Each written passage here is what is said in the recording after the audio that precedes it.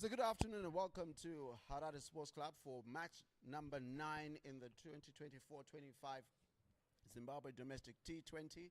And it's a massive one we have for you today, the match between Eagles and Mountaineers. Blockbuster tie because in this particular match, it's very simple. Eagles win, they're through to the final tomorrow. Mountaineers, they need to win in order to have a chance of going through. And there are two changes today. One of the changes for Mountaineers today, one of the changes is one of the change is only one change, I beg your pardon. Matthew Welsh is out, but the match having started, Wellington Masakaza opening the bowling from the City end. Just to tell you a quick roundup of the fact that Eagles have got two changes that they've made. Wallace Mbaiwa as well as Tanaka Chivanga have come in for Tuna Maposa and Tafazo Mfuza. And while on the other end, Mountaineers have lost Nick Welsh and brought in Matthew Welsh. And in here with me to call their action for the first time, Prosper, how are you? Afternoon, Eric. Good afternoon to the viewers out there. Yeah, good day for cricket. Sun is out. Good toss to win as well for the Mountaineers. It's a must-win encounter, like you said, Larry. They lose there on the next trip back to the mountain city of Mutare. So lots at stake there on 2 points. They want to stay in the competition. A win will do them a world of good here. Interesting tactics up front. Wellington Masakaza operating from the City end. And you know who's also hoping for a Mountaineers win? It's got to be Rocks. Because if Mountaineers beat Eagles today, they still have a chance when Tuskers play a little bit later. 100%. So at the end of the day, if Mountaineers win, we could have three sides on 4 points, and then it goes down to net run rate. The Rhinos, of course, having secured their spot for tomorrow's big finale. So lots to play for this afternoon.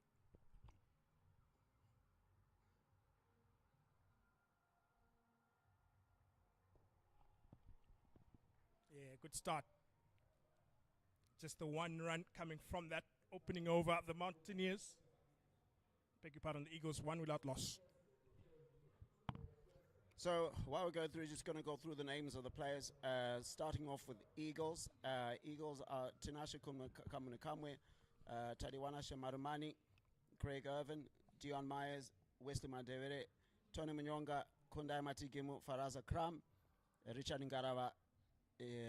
Then we have, as I said, Wallace Mbaiwa and Tanaka Shivanga. And on the Mountaineers end? Yeah, just the one change like you mentioned earlier, Larry. I understand Nick Welch is suffering with a bit of a shoulder injury. But that's no problem. We've got another Welchie coming in. So Matthew in for Nicholas. But otherwise, pretty stock standard. Mountaineers lineup is their tried and tested 11. Runs at the top from the likes of Nicholas Welch and Brian Bennett. They've been in good touch over the last couple of games, and it's going to be the job with the ball first, and Victor Nyeuchi, who operate from the golf course end. As you can see, a lot of intention from player. Only failed in one match so far. That is Tinashe Kamunakamwe, has 250s in this particular tournament. And had a false performance, if you want to call it that. In the previous, it's the captain. It's first season as captain after the retirement of Chamnorwa Chibaba. So a lot of expectations from him. Yeah, it's an exciting opening partnership. They like taking on the power play. Tinashe Kamunakamwe, very aggressive batsman. He doesn't mind having the ball coming on. Just missed out on that occasion. It was short enough to be dispatched, but missed out. And then, of course, on the other end is Tadiwana Shemarumani, who scored a magnificent 90-odd in the last encounter. So there are two guys who are in form, and the Eagles, they rely on these two to get them off to a fast start, to lay a platform for the guys in the middle to operate. Something of an indifferent start for the Eagles. And usually very quick from the beginning. And gets on his knee. And that goes to fine leg. And it goes away for 4. The first boundary of the innings. The captain, Tinashe Kamwe, getting off to a start. Something that what they call the doctor ordered. Yeah, a bit of inventive from Tinashe Kamwe. He just helped it on its way, really. Wrong line from Victor Nyauchi. With fine leg up, you're really asking for trouble bowling that line, and Tinashe Kamwe gets his first boundary of the innings. It's a spread field on the offside, so if you're Nyauchi, you really want to be on and about off stump. Right there, change of pace. Well bowled, good follow-up delivery after that boundary.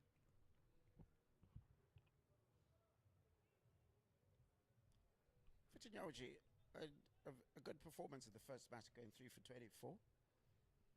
I mean, a bit indifferent with the following ones, but certainly a player of great ability, a player who the Mountaineers rely on a lot and was part of the success story in the 2 other trophies that they've won, going for what would be an historic treble. That line in length you're talking about, just fit stump really, and also in that corridor of uncertainty where you're not sure whether you should leave it, what if it does something, goes onto your stumps. 100%. He's a wholehearted cricketer. Victor Nyauchi runs in all day for you. He's got a bit of test cricket under his belt as well, so he's very experienced. He's not the quickest, but his ability to get the ball in the right areas is his biggest strength. Well bowled again. They're going to push for 2. Chatara is the man down in the deep who just cuts it down to the 1. So that'll end the second. The Eagles are 6 without loss. Very interesting way in which they're going about this, because they're almost tentative.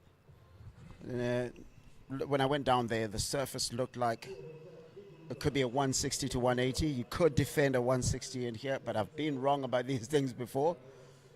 And what you probably find on the City end, it's going to be a little bit more difficult to bat from that end than it will be on the golf course end. But that being said, you still have to bowl, and bowl to instructions, and bowl to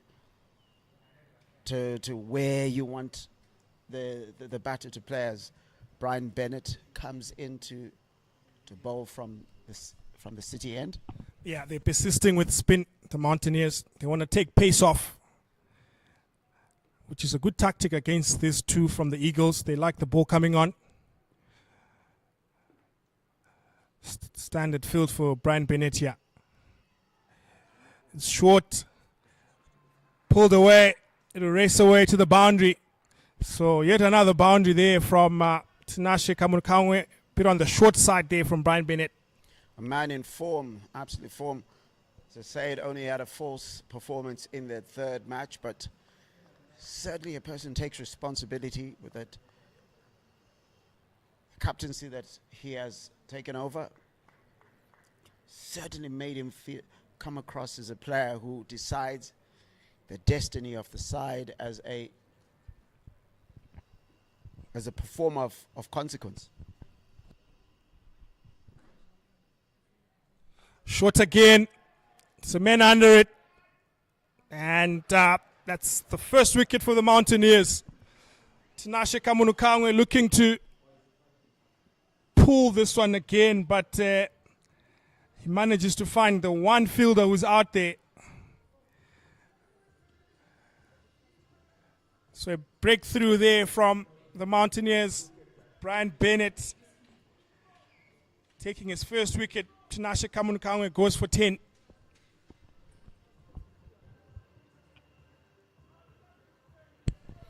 It's a big wicket for the Mountaineers, because we all know how quickly Tinashe Kamunakamu can take the game away from the opposition. Not sure, he probably a matter of placement could have, if he had gone either way. And then also one of the things is that it probably just didn't time it as well, because it could have cleared the fielder. But it is just showing that the way they've placed that Alistair Frost at Cow Corner is expecting Tinashe Kamunakamu to make that shot. Yeah, I mean, it was short enough. It was asking to be hit, and Kamunakamu had one fielder in the deep to beat, and he manages to find him. He'll be ruining himself, I'm sure, after having gotten off to a pretty decent start. I mean, a couple of boundaries in his brief innings, and he was looking to kick on. So very important breakthrough, because we know how dangerous Kamunakamu can be in the power play overs. Wesley Madevere coming in, and not only is an uncharacteristic number 3, hasn't tended to come in and doesn't waste any time. A player that he knows well, and Brian Bennett, having spent some time together in the national team setup, sends him over. That's a 4. It's amazing how these players just have the ability to kick on just from ball 1. That was his first ball he faced. Madevere just goes down on one knee. It's a safe shot. There's no one fielding down in the deep, and he gets a boundary. And he's gone. Wesley Madevere attempting the same shot. Caught behind by Joylord Gumbi. And he's gone. Yeah, I think it might have been a stumping. Yeah. Quick work there from Joylord Gumbi, having the presence of mind to observe that Madevere's back foot wasn't in the crease, and smart bit of work behind the stumps to get rid of a very dangerous Wesley Madevere. He goes for 4. And it's one of those where they talk about sensible cricket. Very disappointed. Got the 4 already. Trying to play the same shot. Could it be because of the pressure? The fact that they've only gone at 5.25 so far, trying to get going during the power play. Yeah, I think it's down to Brian Bennett, really. He took pace off, dragged Madevere to try and search that delivery outside off stump, and he got out of his crease, and Joylord Gumbi, quick as lightning to dislodge the bail. So very good start here from the Mountaineers. 2 cheap wickets in the power play, and in comes Dion Myers, another very talented cricketer. But he's got a job here to do for the Eagles. Remember, they win this one, they punch their ticket to tomorrow's final. But lots of work still ahead.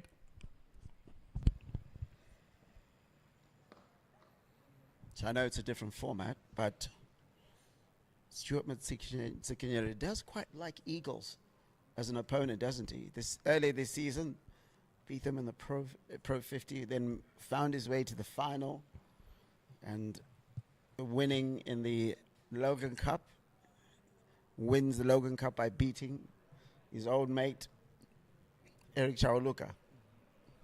For some reason, when it gets to these periods, the Eagles find themselves almost struggling against the Mountaineers.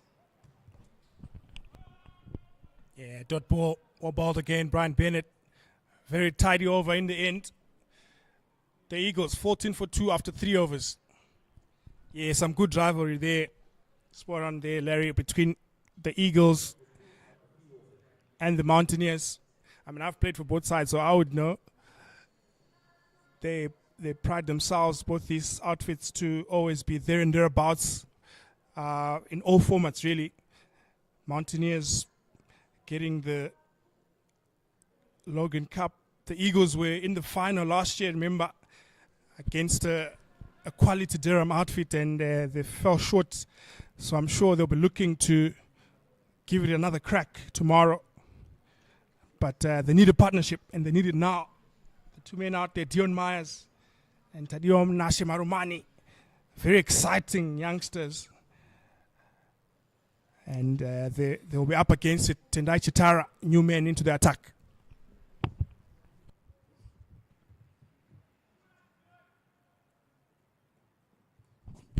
Have to reload again, the big man.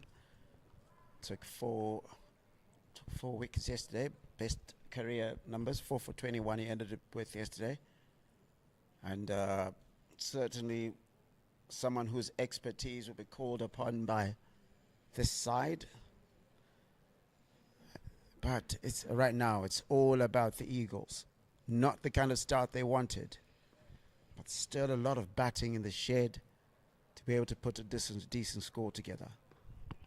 Well, yeah, it's a good time to come on and bowl as well. I mean, the Mountaineers have just put the skids on this Eagles innings. So Chatara can just come in here and bowl some chip deliveries for not much. And if they can nip out another wicket, even better. But it's interesting how Tadiwa Nashe Marumani will play this, because he only knows one way, doesn't he? When he hits it, it stays hit. But it's a different situation here. And his team will want him to occupy the crease more. But I mean, it's a T20 format, so you still got to have that attacking intent.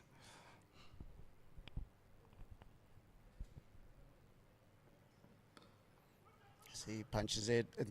There's something they're going to have to do, a bit of running in between the wickets, a misfield there. And they're able to scamper back for a second. Not the kind of thing that Tendai Chitara will appreciate, because he really prides himself in being able to make sure that he bowls into the right areas. And when you get a delivery like that, it's bad enough not being able to stop the one, but the second, not so much. Yeah, good running. Tadiwa Marumani just angling it, tucking it into the leg side there for a comfortable single. So he's playing it smart. No need to go for the expensive shot after having lost 2 early wickets. And rotation of strike is still key in this format. Still need to get the scoreboard ticking over. Just wondering what the thinking will be from the Eagles side. We'll have a chat about this after this ball. That's a beautiful shot there from Dion Myers. A wonderful cover drive. Just on the up. And gets his first boundary. But in this instance, not too much time for rebuilding, as you call it, but they've seen probably just about an over. And if you're Dion Myers, you know what he's doing now. This will be the time to start going, especially given that you've got 2.2 overs left in the power play, isn't it?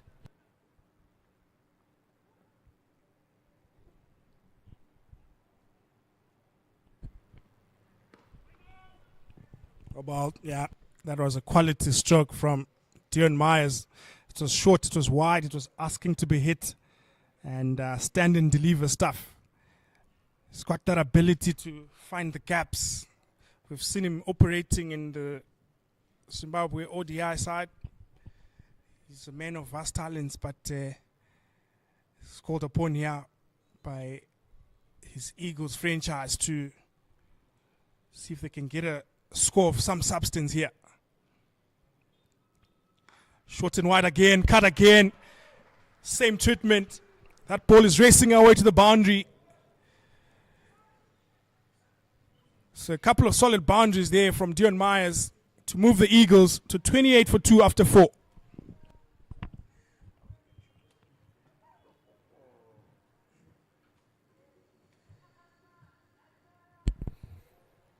So the first of 2 matches today in the 2024-25 Zimbabwe domestic T20.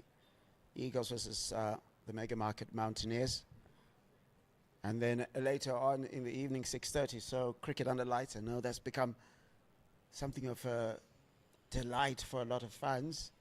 It certainly will be here. But later on, Tuskers still winless. We're facing the Southern Rock smarting from a defeat against the Rhinos yesterday. Rhinos juggernaut, having won all their matches. And we'll be sitting today, waiting to see how these teams decide among themselves who gets to have a go at them. Rhinos have had a great season in which they came in the context of things, in which they came second in both the Logan Cup and the Pro 50 Championship, and we're looking to go one step further as Victor Nyauchi comes back.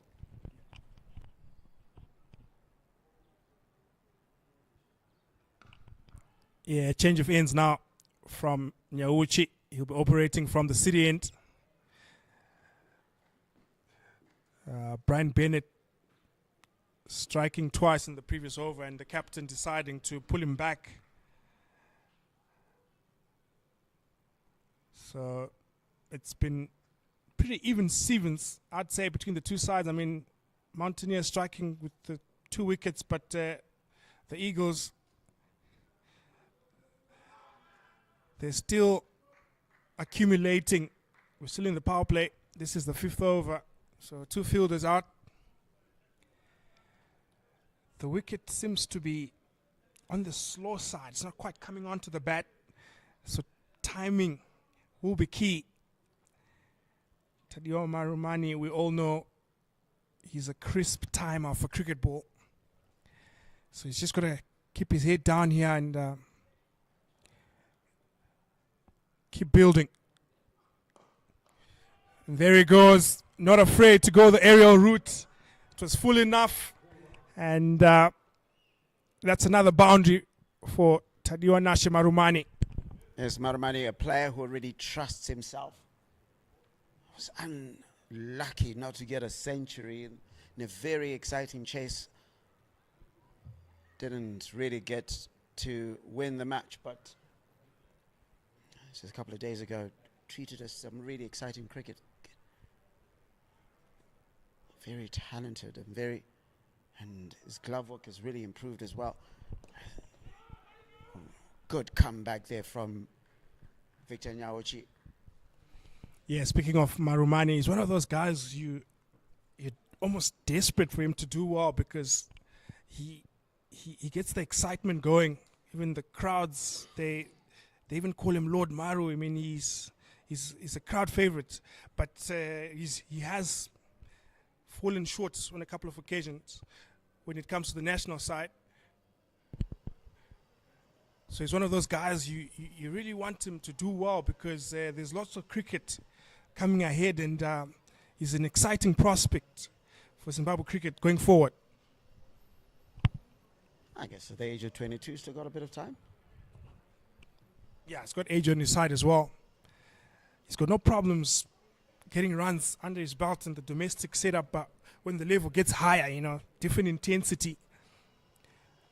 But I'm sure he'll have good people around him. I mean, Eric Chauluka, Chamuchi Baba in the change room. No doubt they'll guide him, because when he comes off, it looks good.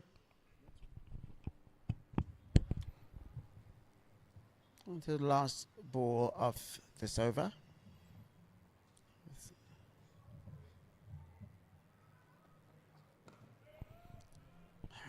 Good end to the over by Victor Nyauchi. Only 5 runs off that over, and the score is 33 for 2. And as the players change over, I'm also going to exit the booth for a bit, and going to bring in Tawanda Eli. Tawanda, what's good?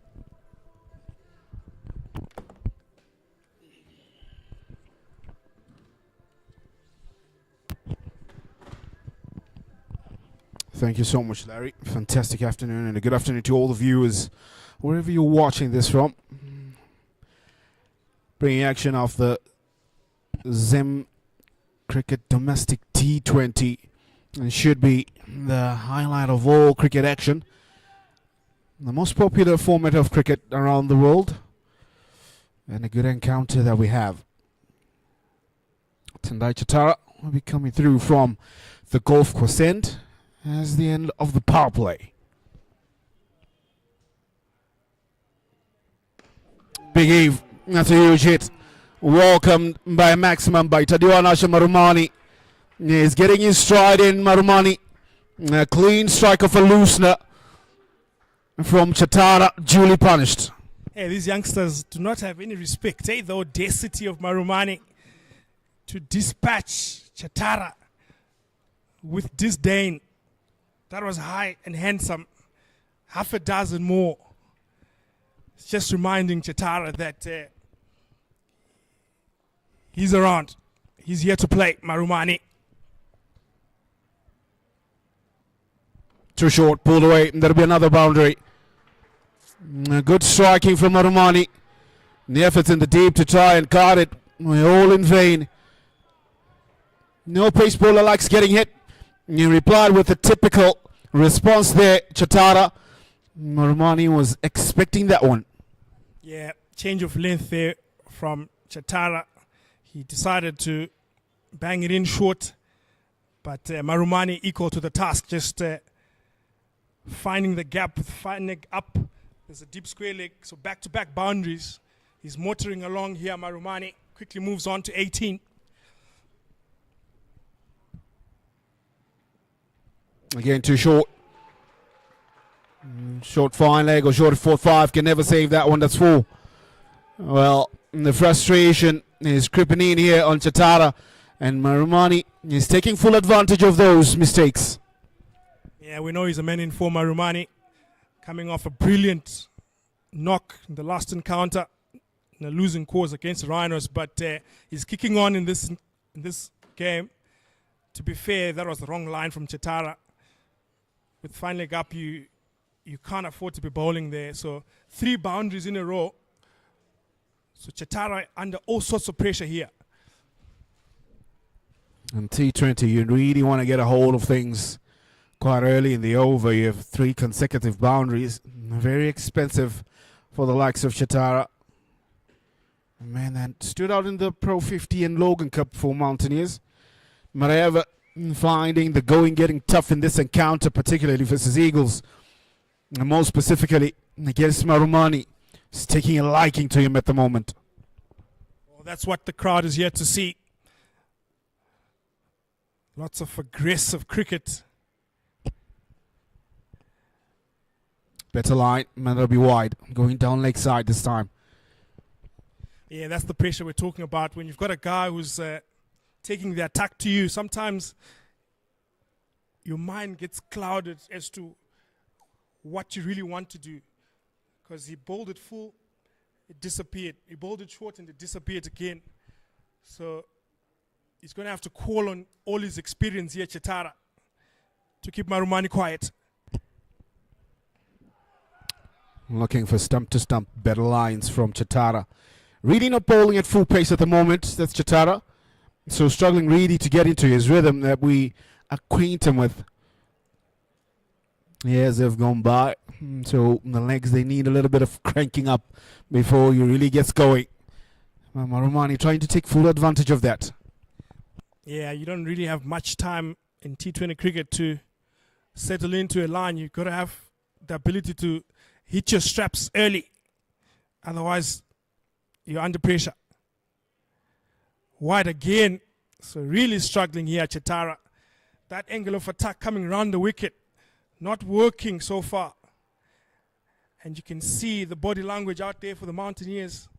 Chatara is the guy who they rely on to set the tone up front. So when you have your seasoned campaigner under fire like this, you really start to feel the pressure. That's the beauty of the game we all like.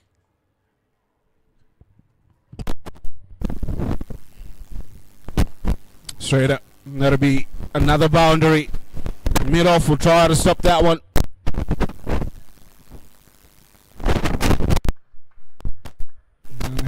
Should just be kept down to 2.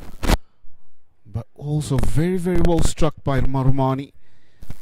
Taking full advantage of his striking zone, you would say. Picture 4, you will go leg side, his favorite area.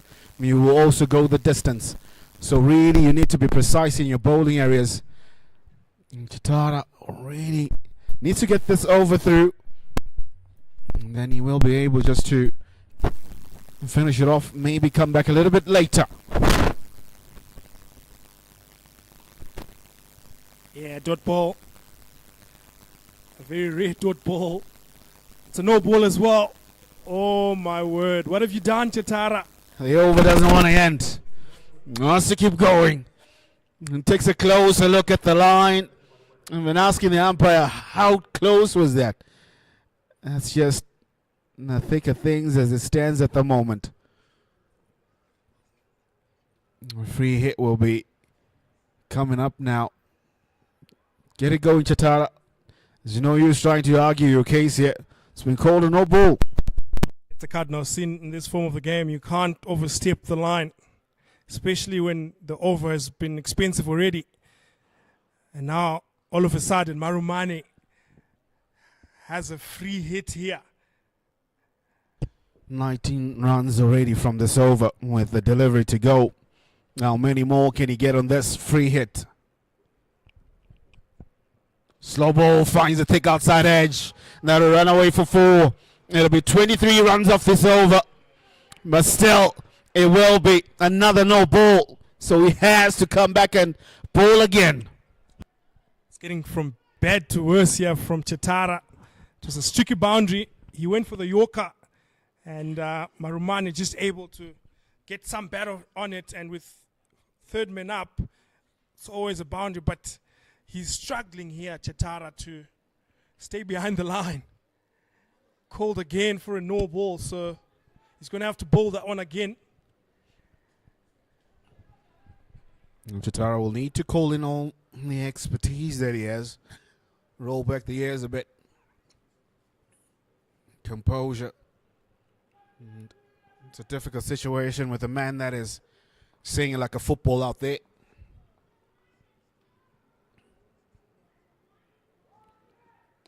Sent away. That's a mighty hit. That's half a dozen. 6 more. And so we'll end with 29 runs in this over. Punishing. That's one of the most expensive overs in this whole entire tournament, I tell you. 29 runs off that one. Nashe Marumane providing the fireworks this afternoon at Harare Sports Club. Just tearing apart the experienced campaigner, Chatara. So very productive. And all of a sudden that amassed 63 runs. So they'll take that, just the 2 wickets lost. But now the Mountaineers can spread the field a bit, try and contain things because the boundaries have been flowing, Eli. It's just in one over where they've been really flowing. There's been an occasional boundary that we've been having here and there. But Chatara's over, going for plenty. Be lots to think about for the captain for Mountaineers. It's Wellington Masakadza. Now, there'll be a change in bowling. Fortune Mkanga will be brought into the attack for the first time. How will he fare? First ball up. Good length, just back of a length. Punched away by Dion Myers, who's been enjoying the show from the non-striker's end. Yeah, it's a pretty spread field as well for Fortune Mklanga. Long on his back, deep square, fine leg is back, sweep on the offside, and a third man. So just the 4 fielders patrolling inside the inner circle.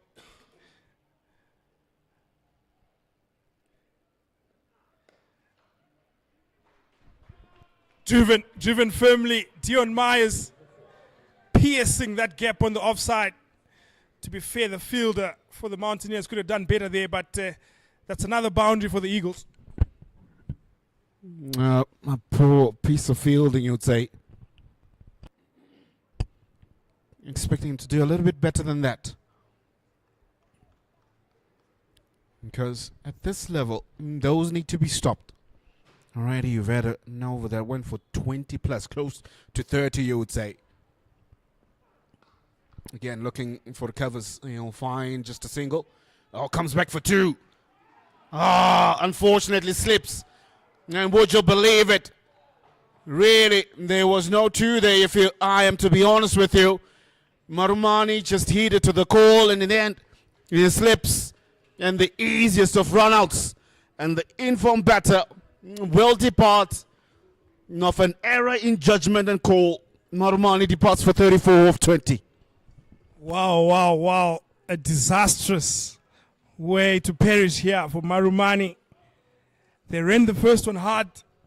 Dion Myers was adamant that the 2 was on, quickly turned and went for it.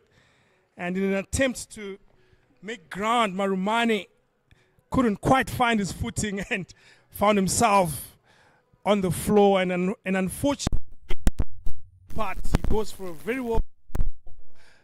The Eagles 67 for 3.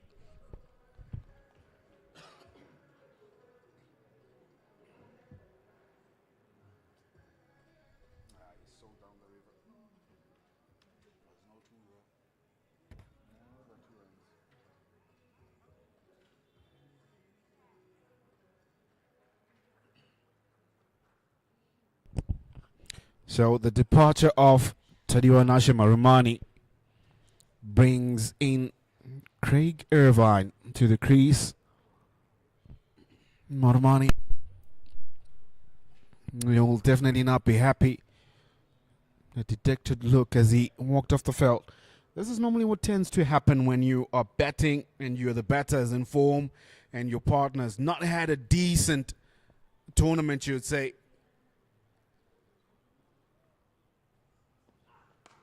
He's been watching you milk the runs from the other end. Because for me, that situation was a case in whereby Dion Myers was desperate for strike. I'll tell you. Only has 31 runs in the whole entire tournament. And compared to Marumani, was the leading run scorer with 221. So it's a case of trying to get strike and maybe say, if Marumani is gotten in, maybe I can do the same. I'm sure there'll be a few uncomfortable looks in the change room between Myers and Marumani. Definitely sold Marumani down the river there.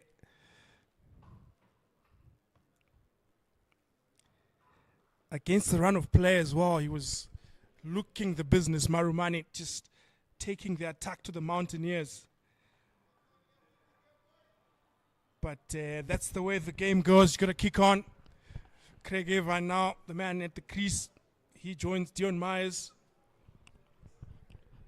Just got to keep piling up the runs here. It looks a decent wicket, so you need as many as you can. It's been a steady over from Fortune Mklanga. After that expensive one from Chatara, he manages to pull it back. Just a 7 off it. After 7 overs, the Eagles 70 for 3.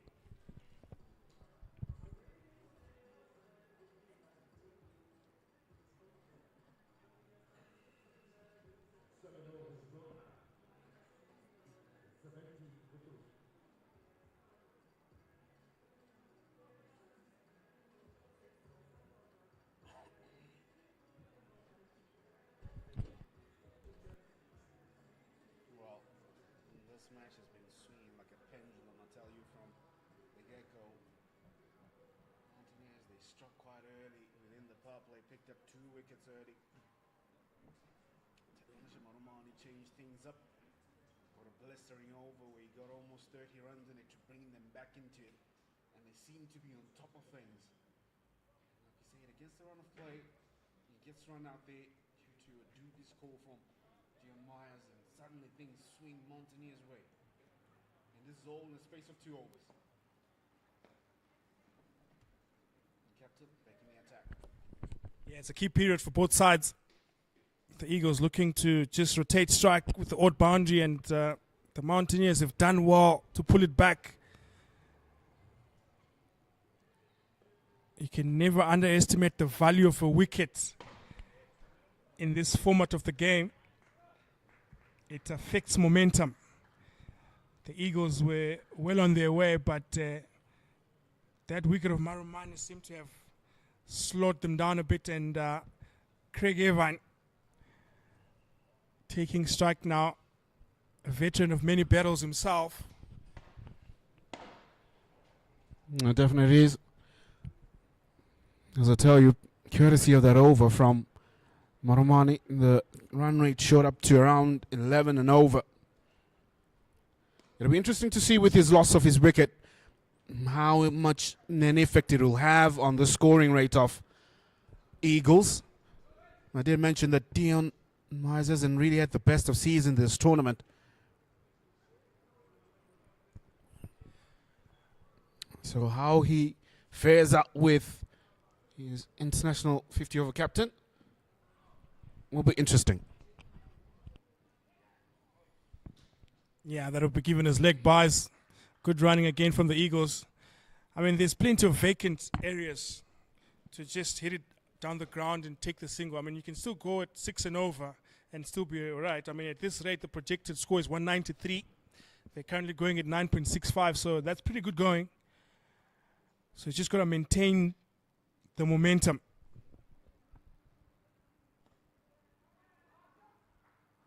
That's good running. Good call there, you would say.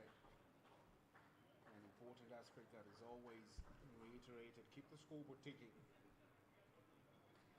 You want to be able just to properly manage the dot ball percentage that you have. You have less of those. Because I tell you, at one point in time, 212 was the projected score. And Mountaineers will take anything that is just under 180. And at the end of the 8th over, 76 for 3.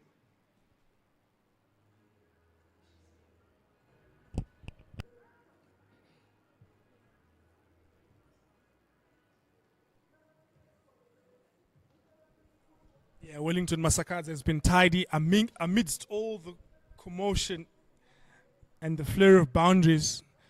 His 2 overs have quietly gone for just the 5 runs. So you get the sense that this track is taking to spin. And that's encouraging. That has encouraged the decision to bring back Brian Bennett from the city end. So some more spin into the attack. Just the introduction of spin will slow down things again. And also a person that is done well, picked up 2 wickets in 1 over. There's no harm in giving him a second with an offer. Hit the sweeper. For me, I feel this will be a relief for Mountaineers, because they have gotten the 2 batters that have done the majority of work throughout this whole entire tournament for Eagles. That's Kamunukangwe and Marumani. Now you have 2 batters who don't have many runs under their belt in this tournament. Like I said, 34 from Dion Myers without the ones that he scored in this game. And then you look at Craig Irvine, he's got only 24 in 3 innings. So they really are not that confident in this competition. Yes, they're experienced, but in terms of application in this tournament, that works a lot on their confidence and how they will go about things here, because they want to stay in for the longer period. They will take less risks. And who knows, it might give you another chance for a wicket. Spot on, Eli. These 2 will be key for the Eagles as Dion Myers picks up another boundary. Some pretty pedestrian work there in the deep from the Mountaineers. Yeah, you expect a little bit much better fielding, especially at this level. Yes, it was hit hard, but also we always thought that you put your body behind the ball. But that one went through the arms and legs, and a boundary it was. Yeah, got to get the basics right. Every coach will tell you, bend your knees when you get to the ball to give yourself a chance and put your body behind, like you say, Eli.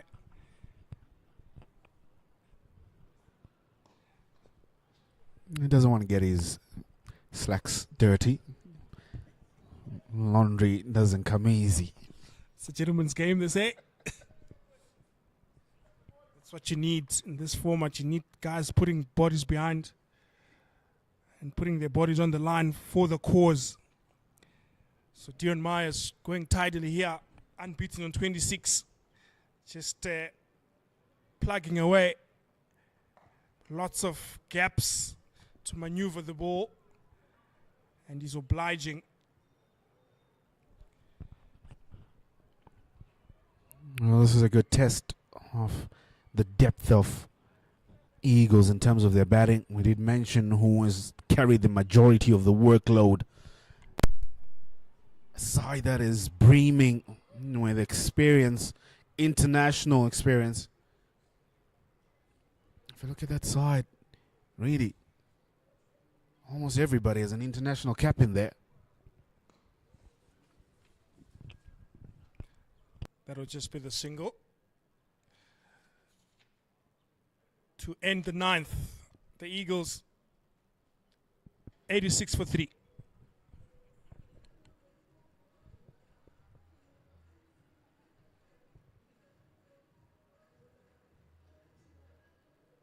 Very important partnership this for the Eagles if they're going to post a score of some substance. Like you rightfully said, Eli, Myers and Irvine do have international experience, and Munyonga, Matigimu, Akram, and then into the bowlers still to come. So these two here have to bat deep into this innings.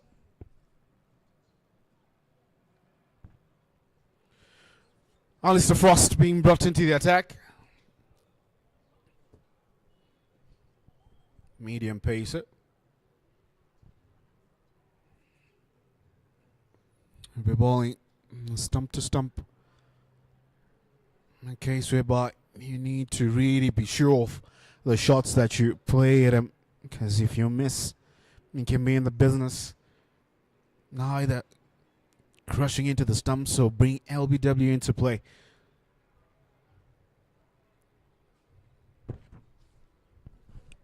Yeah, he has to be spot on with his areas here. His bowling to Dion Myers who's on 27. Tucks it away on the leg side. The call is for 2. They turn hard and make it back comfortably. So good running from the Eagles. Definitely. Bigger boundaries we have here at Harare Sports Club, unlike what we had yesterday at Takashinga. So if you just are able just to place it in a vacant area, you do have time enough to burst through, and the wickets can come back for 2 with ease.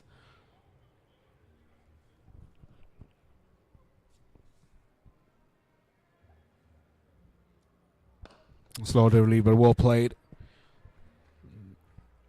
Just hitting long on there for a single. Strike rotation. Yeah, he's a smart cricketer, Dion Myers. He's not all power. He also has that ability to find the gap and run hard. I mean, he's already got 4 boundaries in his innings so far, but he's also running well between the wickets. Quickly moves on to 30.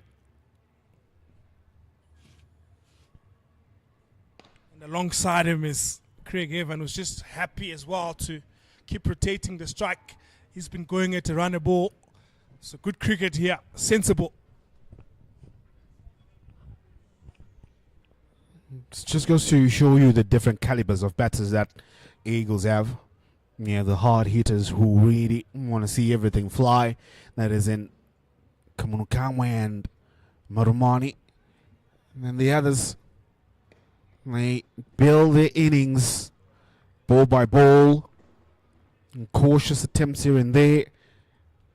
And then when they really get a bad ball, that's what they look to dispatch. Not a bad play to have in your side, because you want the hard hitters to take care of the power play. Then when the field is spread, you really minimize taking risks. Calculated risk is what you take. Well struck. Yeah, down the ground again for another single. It's been a pretty tidy over. The Eagles 92 for 3 as I take a break, and Larry Kurirai replaces me. Larry.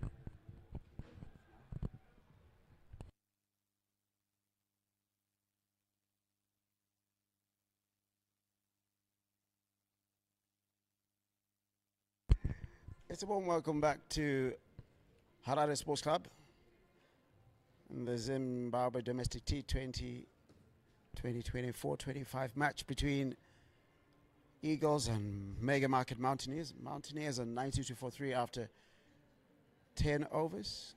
Brian Bennett took 2 of those wickets. The third was an unfortunate runaway that happened to Tadiwanash Maramani after he just taken 29 runs off Tendai Chatara. So first wicket to 4 was Tinashika Munikamwe for 10. Then Weston David the big 4, and then attempted the same shot. Was caught out, and then Tadiwanash Maramani 34 of 20, including 2 huge sixes and a 4, but he had to go.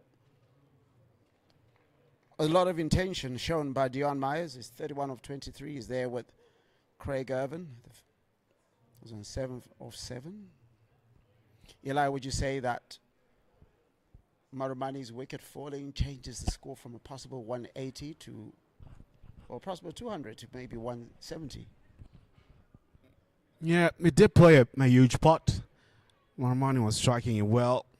At one point, I did say that projected score around 212 when it was at the crease. So, and those batters have done the majority of pulling for Eagles. But however, it's an ideal opportunity for everybody else in the team to show their worth, their experience, especially Dion Myers, short of runs, Craig Irvine, short of runs. This is ideal for them. Unfortunately, it may be, these are the things that should expect to happen, and you look at how you can possibly still get the same result that you were looking at. What Maramani did was just give them a base to start with. So now everybody else is the foundation. Now let's build up from there and see where we can go. 190 is still possible. 200 is still possible. Ashley Mfandawe bowling from the city end, coming for his first over. Highly regarded player, captains the Gladiators out in Chitungwiza. Has been drafted into this side. Certainly a player that the head coach Stuart Matsekini thinks very highly of. Good player. Use of the feet. Should be 2 because bisecting those two fielders in the deep, and they come back comfortably. I know T20 cricket is one of those where nowadays you have to be going all the time. When do these two decide, okay, we're going to have a go now? Well, really, it's about playing each ball on its merit. As they pick up a single, we'll come back to that at the end of this over. 11 overs done, and that'll be 97 for 3. Really, I think it's just about playing each ball on its merit. You take a look at where you are, the current run rate, how much you're getting, what's possible. I'm currently going at 8 and over, which is very ideal. So probably just around the 15th over there, you can expect things to be different in those last 5. When you want to convert that from being 8 and over probably to around 10 or 12. And then possibly you can end up around 190. If you can go at 15 in the last 2, the better for you, maybe get to 200. So that should be the thinking, because you have 7 wickets in hand. And that's a good place to be.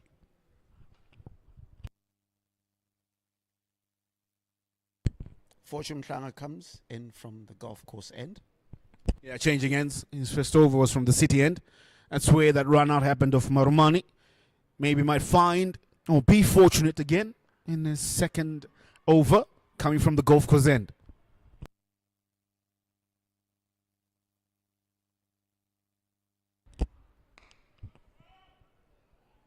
Just outside of stump.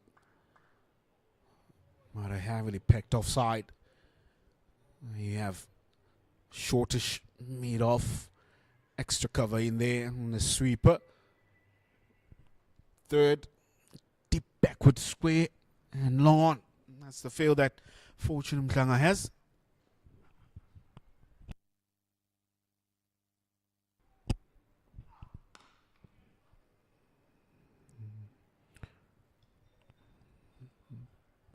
He's done well. Went for 7 in his first over. Doesn't really give you much room, even when we saw him yesterday out at Takashinga. Really is a compact bowler. Doesn't give you much to work with as a batter.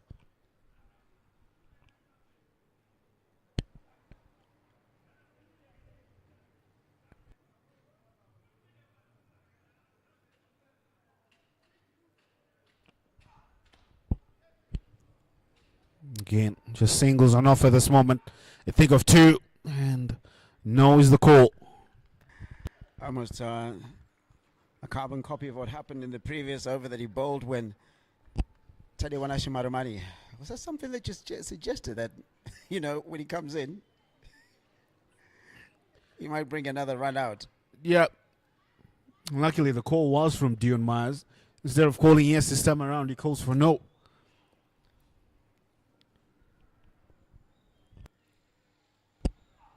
Too short.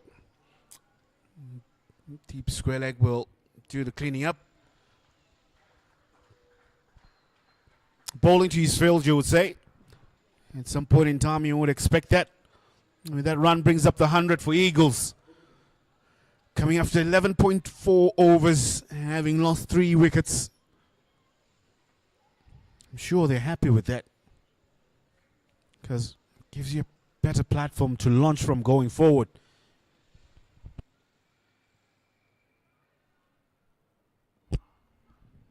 Good shot. Now to go all the way for 6. We've been speaking about how economical Fortune has been, but on this occasion, Fortune favors the brave. Craig Evan going across the stumps there and scooping it over. Shot, fine leg, and goes for 6. I'll tell you what, put on your fancy pants and do a dance around there, because that was a shot that any player across the world, as not least the former T20 captain himself and the current ODI and Test captain, will be very proud of. Yeah, many a lot when they look at Craig Irvine, they don't really see him as a T20 player. But I tell you what, he can play. A good comeback. He does have the pedigree to play some of these very inventive shots. That single marks the end of the 12th over. It's 107 for 3.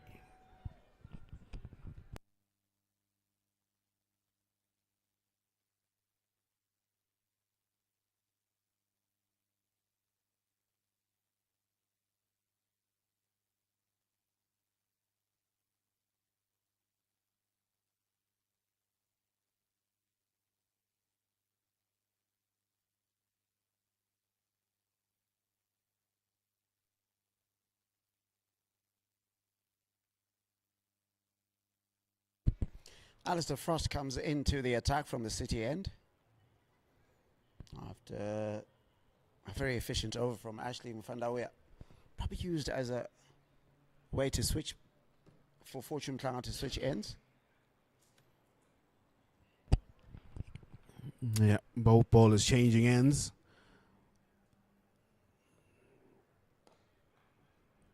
Oh, just unfortunate.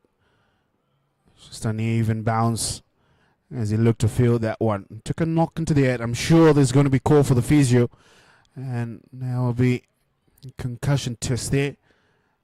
You don't want to take any risks with any injuries that happen to one's head.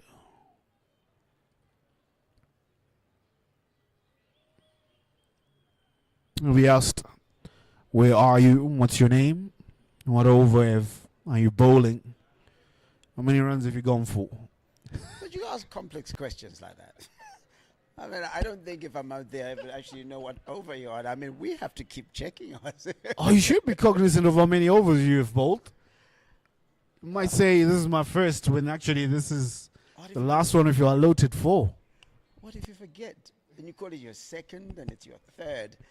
Then definitely you're concussed.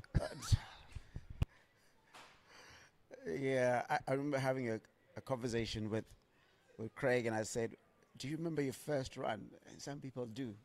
I remember what it was. It was a cover drive or whatever the case. We asked him, do you remember your first 50, international 50? Doesn't remember it.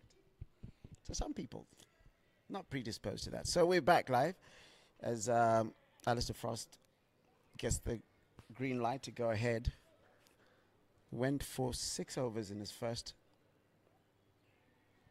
over, 6 runs in his first over.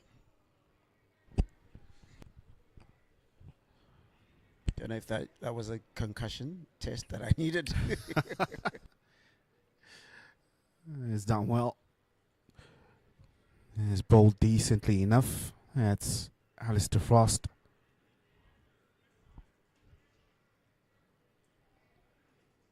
Use of the feet, magnificent strike.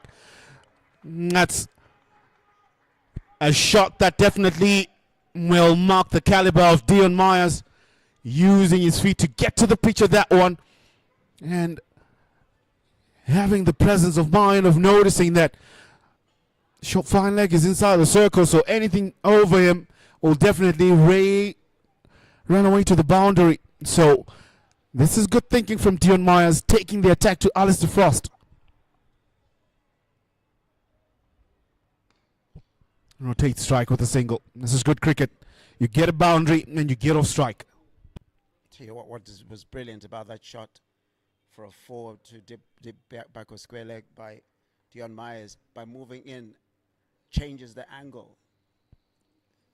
And that puts it into a vacant area, because if he stays in, the fielder gobbles it up, the fielder at fine leg.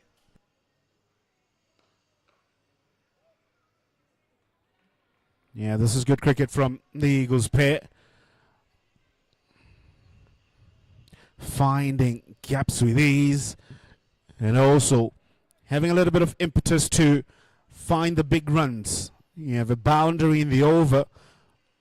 You get a few more from singles. It's a good over. Anything about 6 runs in an over or more, that's good. You'll take that on any day.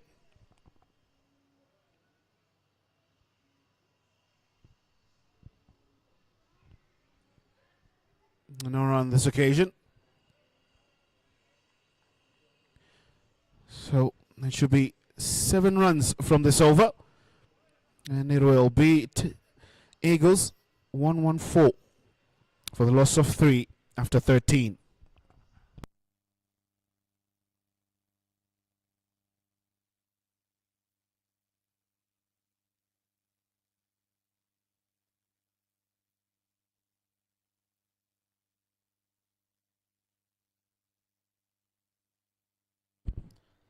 I'll tell you what, as Captain Wellington Masakaza comes back, very economical for his 2 overs. That were right at the top, 2.5. That means he's gone for 5 runs in his 2 overs. These two are going to have to find some runs quickly now. doing well. 42 Dion Miles of 32. Comes down the track. And that'll be a gig strike. 6. Talked about finding runs. If he finds half a dozen, Craig Irvine starting to get things going here. A lot of players very familiar with each other in these two sides. Familiar it is, but it's a battle out there. But good thinking by Craig Irvine. You get 6. That's pressure on Masakadza. Reverse sweep. Beats the fielder. A common case that we've seen this afternoon of sloppy fielding continues on. Chatara, the guilty party on this occasion. 4. So already 10 runs from 2 deliveries. And those 2 deliveries are the first deliveries of the over. So an expensive over at the moment. Certainly what the doctor ordered. Just felt that this is the over that I felt that they needed to get going. They've been there for quite a bit. They're beginning to see it very well. And this is almost like, this is certainly a semi-final of sorts. And they will need some big runs out there. Goes again, better connection. There will be 1 bounce and over the ropes for another 4. So 14 from 3. Well, Craig Irvine had a slowish start, but now really finding the gears to get motoring here. One of the best sweepers of the ball in Zimbabwe. Say alongside, say, Sean Williams. Oh, definitely you can count him amongst those. Strike rate is going up for Craig Irvine, 168 at the moment. Down the track, he'll get off strike. This is good cricket. Can he come back for 2? And they just settle for 1. Good call. So that is 15 runs of the first 3 deliveries in the over. Now you have a different batter on strike who might just look to take you on again. So good contest here.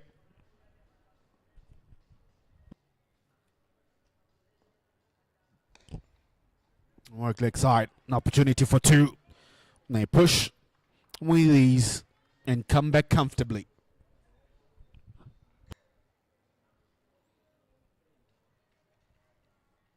Yeah, with the bench that they've got, still a lot of really big hitters to come. Tony Munyonga, Kundamati Gumashoni can play as well. Faraza Krab. So there is a lot of space here for them to, as I say, express themselves as we get to the end of that over. 131 for 3 after 14.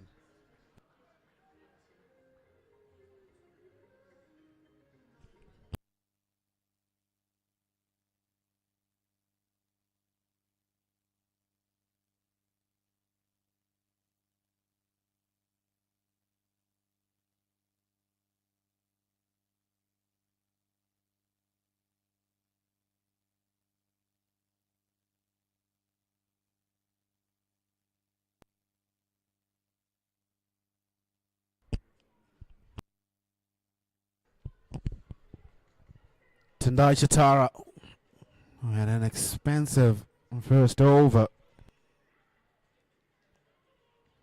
Is back in the attack, most expensive one in the whole 7 bowlers that have been used so far by Wellington Masakadza. Quite a number of bowlers used.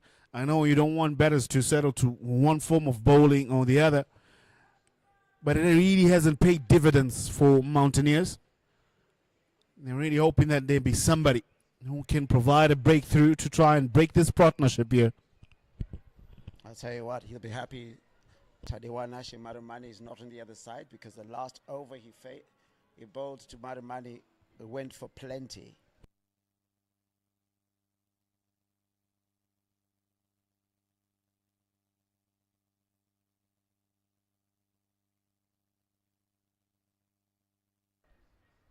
Excellent running between the wicket.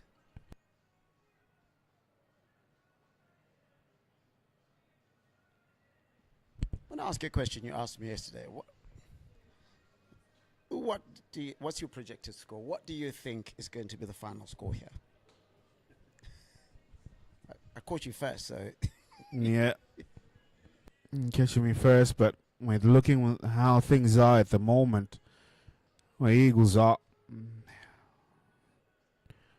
Anything above around 190 or 200 is where they should be aiming here. Current run rate will take them to 186. I believe that they can get it just to around 10 and over. In 2 or 3 overs, they can get to around 196. So anything around 196, 198 for me would be good. Commit to one number. Yeah, 196 I'm saying. 196 there. But if they really push it, 198. So it's What do I- 196. Okay, cool. I'll find just one. So yeah, for me, at the moment, with the current run rate, it's 196. That's how they should be going, or where they should be looking at. But if they can do better than that, oh well, you can never know. Par score here in the domestic circuit usually is around 170, 180.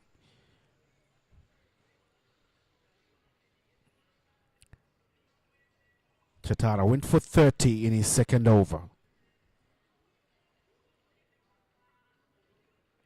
Pulled away. Too short. And too quick for the man fielding at deep backward square. That's 4 welcome runs from Craig Irvine. I'll tell you what, I definitely could anticipate that from up here. That there is a short delivery coming, and it's going to set up nicely. And boy, did it do so.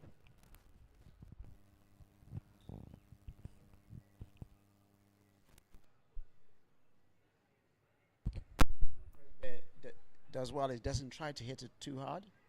So therefore he's able to place it exactly where he wants to put it. Bit of changes into the field. Brings in fine leg into a shortest position. Now, someone almost in a cow corner position. So 3 boundary riders on the leg side. And he goes off. Square of the wicket. It's a good strike. He should come back for 2. So the field change was kind of a bluff in terms of bowling strategy from Chatara. Unless he's trying to set him up for the next one. That'll be good to see. But how will he be setting him up? It's like, oh, a bluff. And then I'll send you there that direction. Cricket is about solving problems. So another change to the field here. So third man comes inside the circle. Long on, long off now.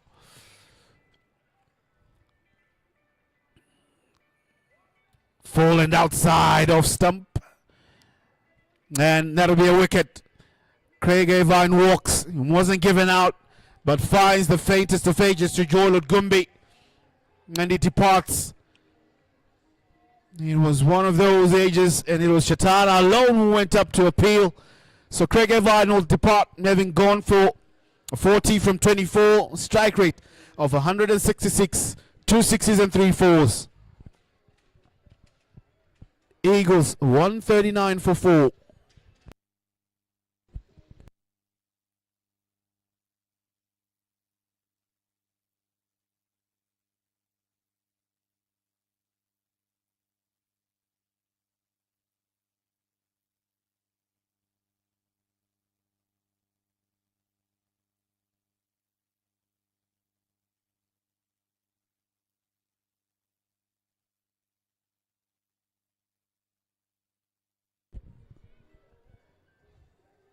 So tonight Chatara has the last laugh in that over, with one more ball to go in the over. And joining me, Prosper. Been watching that. It's been a good game of cat and mouse, and with the Eagles beginning to step up just a bit. They've lost the wicket of Craig Irvine. He's now beginning to see it like a beach ball. And has to be replaced by Tony Munyonga, who himself is a big hitter of the ball, isn't he? Yeah, much needed break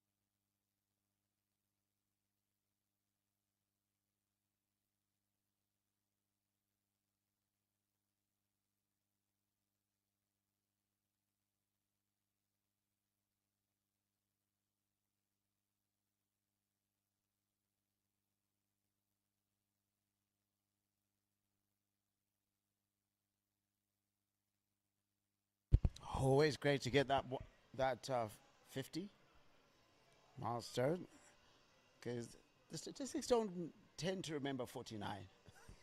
That's also true, but it's a team game. I'm sure you'll be keeping an eye on the scoreboard and accelerating to get to 200. That's one way to do it. Tony Munyonga goes down on one knee, and that ball disappears. The groundsmen are in trouble down on that side. That's good connection from Munyonga. Tony Munyonga, no looking about. Second ball is deposited it at a deep mid-wicket type area, and he's got a 6. What does he do next? And he goes for another one. Is it going to clear the boundary? Yes, it does. Tony Munyonga.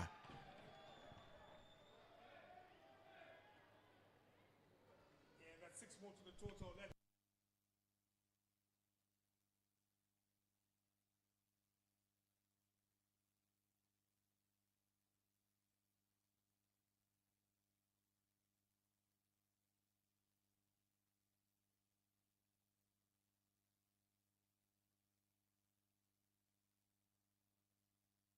And there, that's a huge, absolutely humongous shot.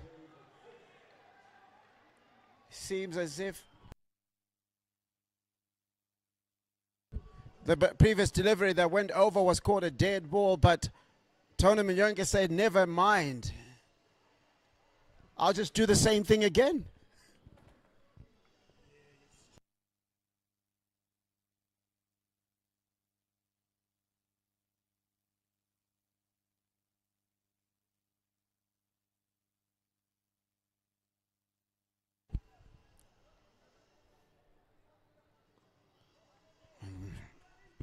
Nice comeback from Wellington Masakaza.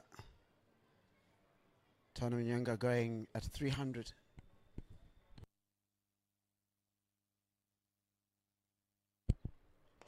Tony Munyonga goes up. Has he got enough of it? And he doesn't. And Tony Munyonga, after entertaining us in 5 balls, has to go.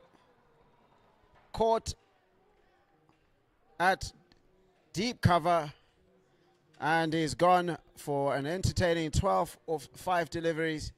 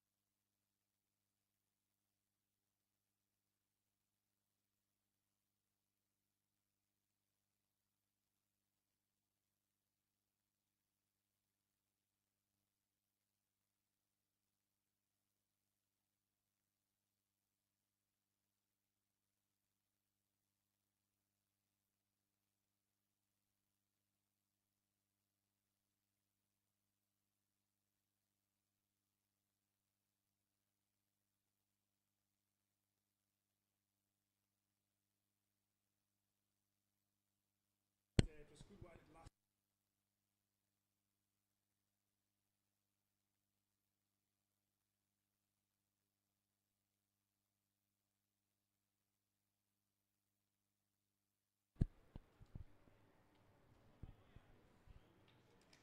Go fast or go home. Yeah, you can't dare one minute. That's the end of that over. And after 16 is 152 for 5.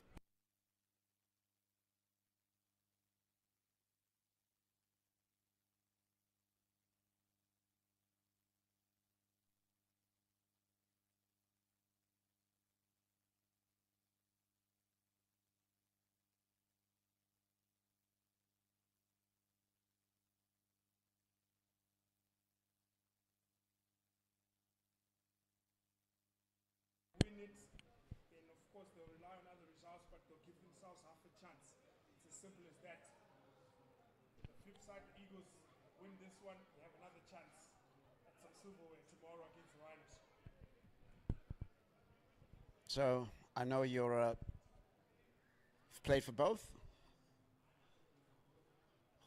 Who are you supporting today? Putting me on the spot there, Larry, but look, I think on balance, the Eagles look better opponents to give Rhinos a run for their money. The Rhinos have won 4-4, but don't count the Mountaineers out yet.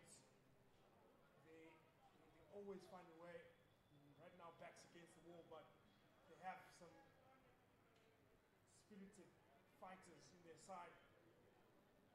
They will have a mammoth task to chase, depending on where the Eagles end up on, but they will go down fighting, that's for sure. They scamper back for two, the Eagles. Good running. I see what you did there. So who are you backing? Well, they always say in cricket, you can only judge the wicket when both sides have Okay. Who? out there. So, look, it's a tough call. Okay, which one did you play for first? Maybe there. Well, it was the late Kim Curran, may so rest in peace, who gave me an opportunity at the Eagles. So that's how I burst onto the scene. But then, as Dion Myers notches up a brilliant half century, it's been clinical, it's been majestic, it's been skillful. He's anchored this Eagles innings. Well played. I guess that's half century for DMI's great running in between the wickets to get that. Both of those balls as Victor Nyawanchi steams in again. And DMI finds his space and some clever player, because after 3 balls you've already got 5 runs. Get a boundary or 2 afterwards. Suddenly you've got a big score. My next question is, which one do you prefer? Mountaineers doing a historic treble or sharing out the titles? Because that's one or two things. Because the Mountaineers win tomorrow, it's a historic treble. Rhinos have a lot to say about that, by the way. But do you want that the shot at history to happen more than trying to get, trophies spread around so it doesn't look monotonous? You can answer after this ball. Just a single down the ground. Yeah, some interesting storylines in there, Larry. As Myers comes back for a second, so some good running. They're applying the pressure to the Mountaineers fielding side here, converting those ones into 2s. So yeah, may the best team win. That's my story, and I'm sticking to it. Like you rightly say, the Mountaineers have had an outstanding season, winning both formats, and the treble will be a nice cherry on top. They have a big following in Manicaland. The Eagles, they're also playing for silverware. So I think it will go down to who wants it the most. Projected score here is 190, which will be quite competitive. Now coming in with the final ball of the over. And just gently guided by Dion Myers as he tried to negate the length. Vitinyawachi sees him coming, and at the end of the 17th over, it's 161 for 5.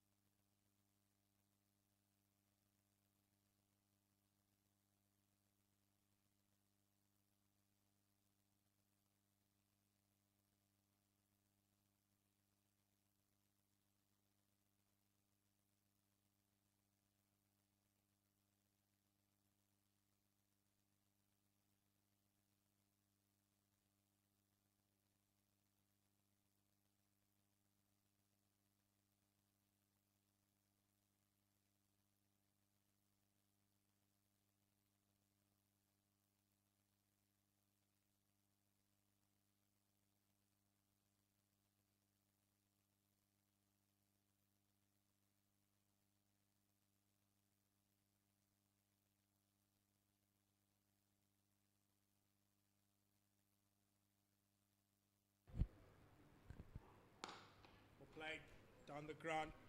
There is protection with pushing for a 2. Kundai Matigimu is a big fella, but he gets back comfortably. Good running. So you can see the intensity has changed straight away.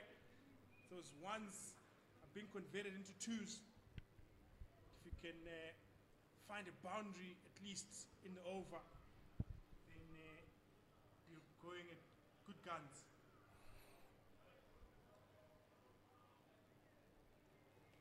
It's a very interesting stat I'm going to share with you just now. Dion Myers, well pulled. Dion Myers, before this match, he had 2 half centuries in all T20s. And this is his first in the Zimbabwe domestic T20. So, certainly a player was shown his ability at the higher level, just coming down, needed those runs. In recent times, one of those 50 was a very exciting one against India last year.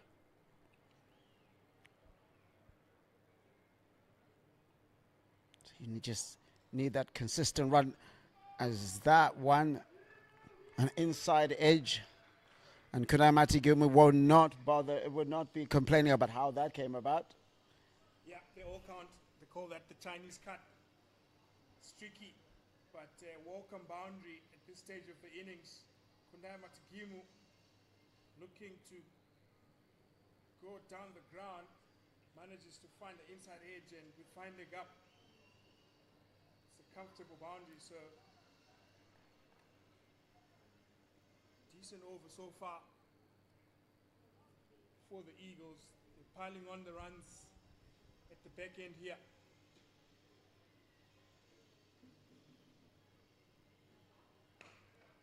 Just confident drive there. A confident drive from Kundai Matigimu. And a good run in between the wickets. Puts a lot of pressure on the bowling side when you go very quickly. And Fortune Klanga with 2 more balls in this over. Still got an over after this one. He has been persisting on that back of a length. Fortune Klanga not allowing the batsman to get underneath the deliveries. So under the circumstances, he's going to run. I mean, I know it's considered a tricky boundary. It's been a decent over. He needs to finish it off now. Just the one delivery into his third. He's gone for 27. Bowling to Kundai Matigimu. Where is he going to go? High in the gap, one bounce and disappears into the fence. So these are welcome runs for the Eagles as they motor along to 174 for 5 after 18 overs. Yeah, 13 runs off that over, and Kundai Matigimu coming in, settling in very well. 174 for 5 after 18. We've got a match here. Whatever, because the moment you get towards the 180 mark, you know that right at the beginning, from the power of the match, you need to go at 9s. If you're not at the position you need to be by the 6th over, by the end of the power play, you might need to go at 10s.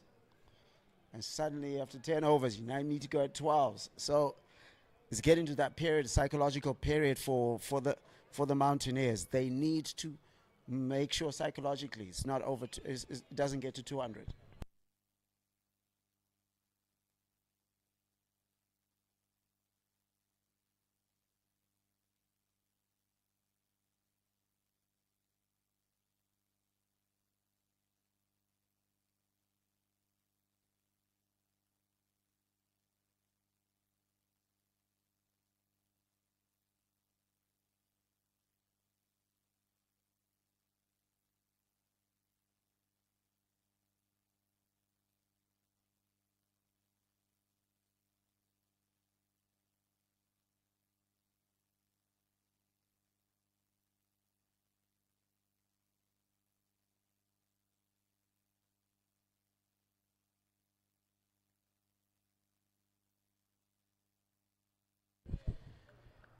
a heave and a hoe Kundaya Matigumi was looking at.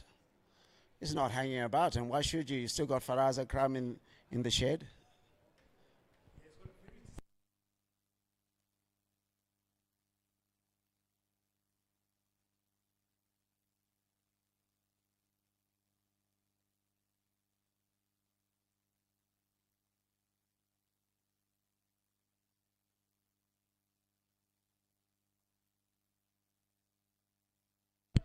It's a top edge there, doesn't quite connect with it. And only can get one. This is going to be a very important over for the Eagles. If they don't get much from this over, then even that 190 might become questionable.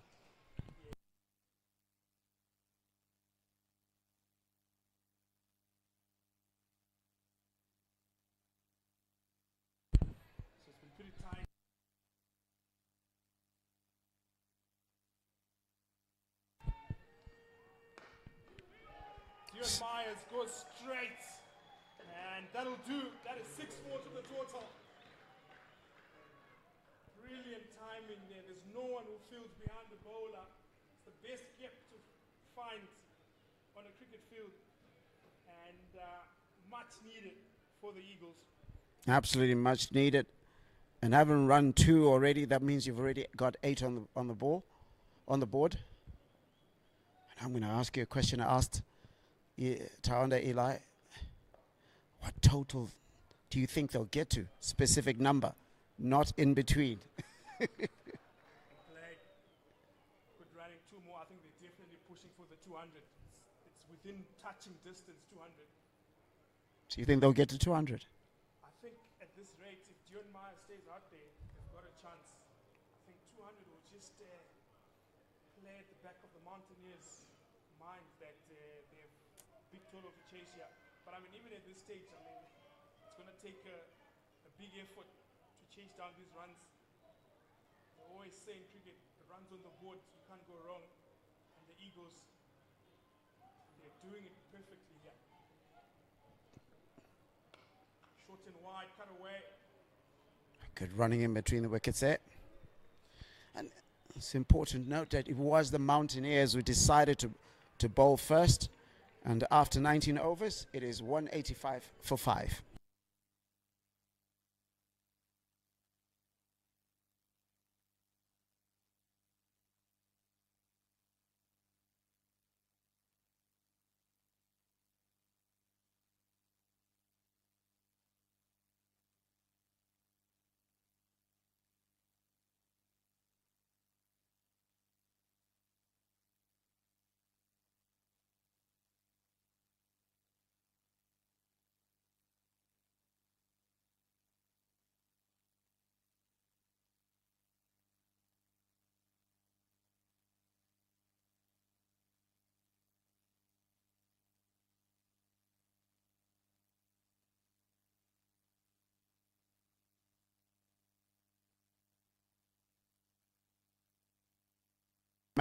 Might just be the man to do it because he's been going at 6 and over.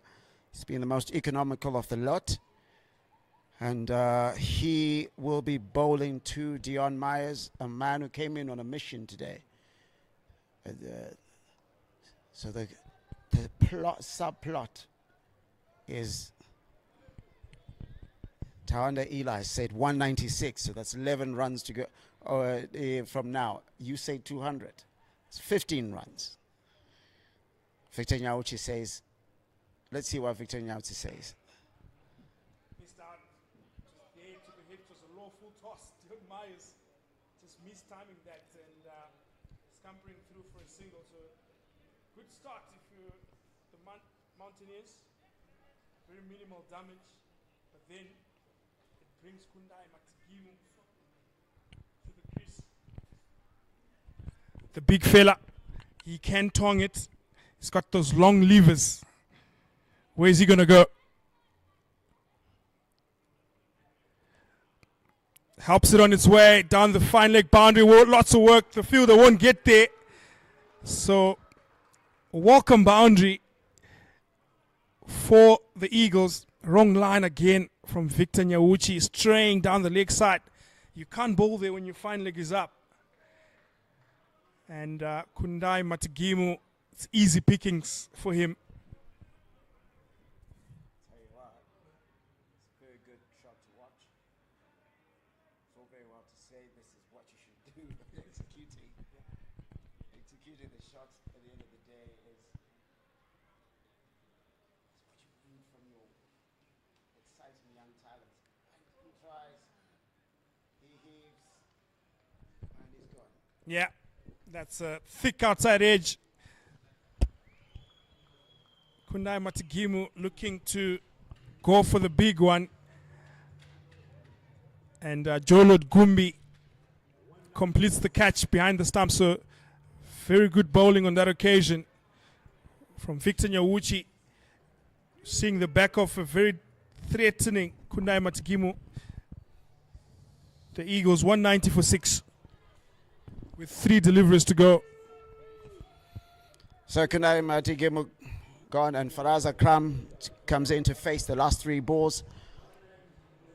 Do you think your 200 is now gone after those, or you think in the last 3 balls there still could be 10 runs that come from there? Well, mathematically it's still possible. 3 deliveries, 18 runs possible. But let's see what happens. New batter in, Faraz Akram. He also has the ability to find the boundary. He's not a guy who hangs around, is he? Yeah, good change up of pace there from Victor Nyawuchi. Such a critical delivery at this stage of the innings to take pace off, force the batsman to make the play. Go slow again. Very good result. Just the 1 run. 191 for 6 now.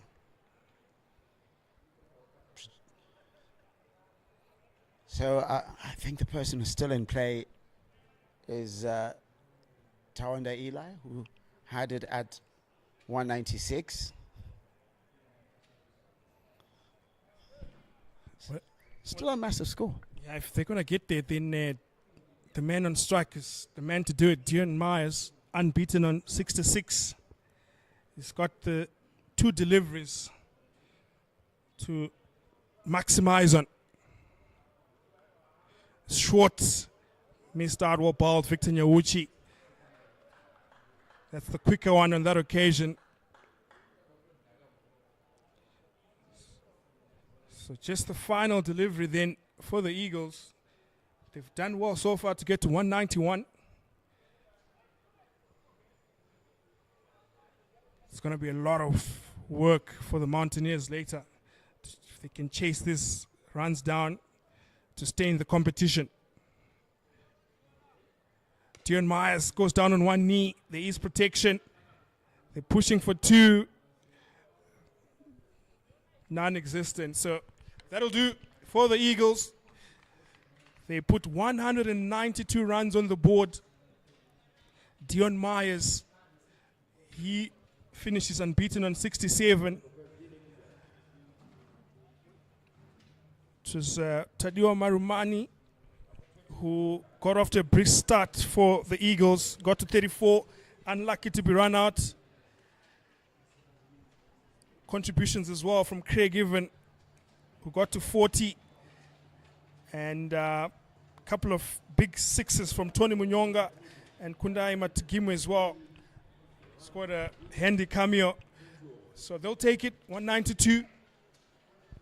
And on the bowling front, Brian Bennett, the pick of the bowlers, is 2 for 19. And then the other wickets came from, is 1 for 25 from Victor Nyawuchi, 1 for 35 from Wellington Masakadza, and 1 for 62 from Tendai Chatara. We'll take a break, and when we come back, it's going to be the Mountaineers chase.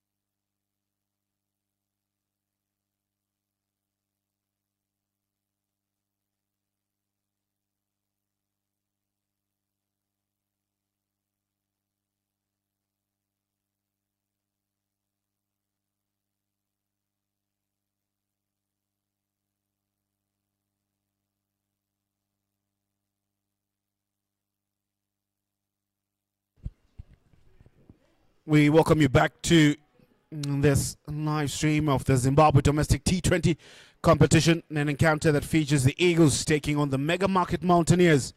Eagles posting 192 for the loss of 6. So the target is 193 in 20 unloaded overs. My name is Tawanda Eli with Prosper Tanu in the box. We had a good look at Eagles. Decent outfit, you'd say. A decent target. I'd posted saying that 196 would be good, but they get to 192. You would take that on any day. Marumani 34, Maya 67, top scoring there. Craig Evine 40. And then Tony Munyonga, a decent 12 and 17 from Matigimu. Prosper, what do you make of 193 as the target?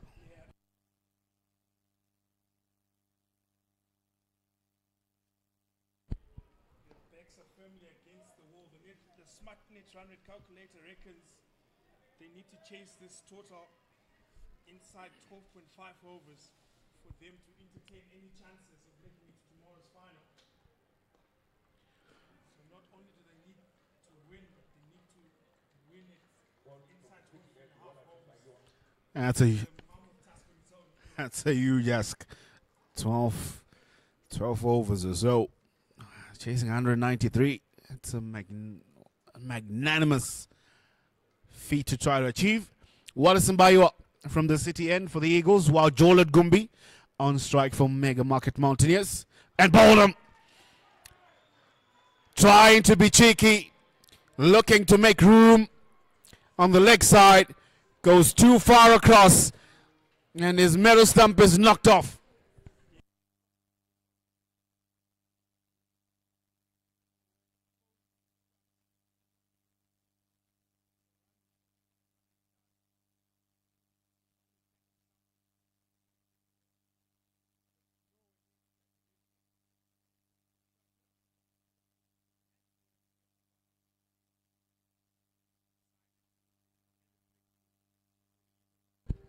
Yeah, an early breakthrough. Joel Gumbi struggling for runs. He's only played one game prior to this one.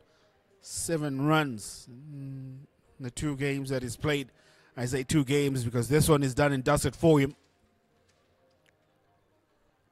And Mbaywa picks up a wicket on his 3rd delivery. A good start for the Eagles. Just continuing the good form that they've had. They did it with the bat, now they're doing it with the ball. Matthew Walsh comes in. He replaced his brother, Nick Walsh, in the Mountaineers outfit. What does he have to offer on this occasion?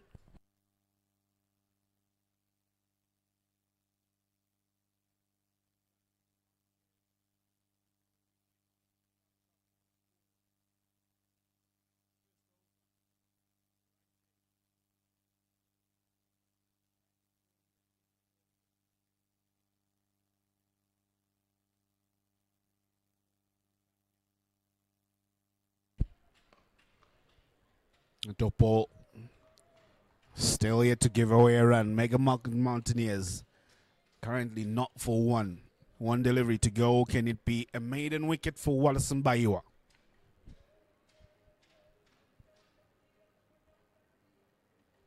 Oh, and almost another one. Valiant effort from Marumani to dive to get to that one, but another dot ball.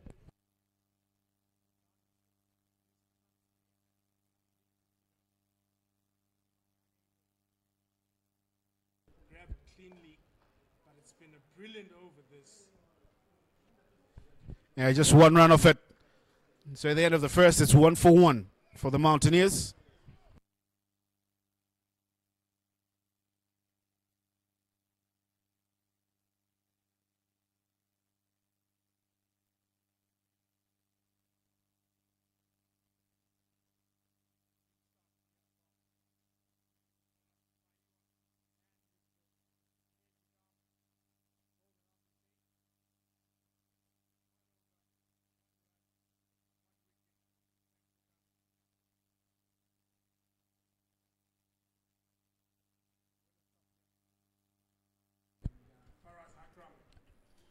Man entrusted to operate from the golf course end. fairly spread field as well. No slips in place. Just round cover on offside, 4 men cutting down the single, and they've got a deep square leg, and fine leg is up. It's a pretty standard field. They've got runs on the board. They're just happy to nip out a few and just contain.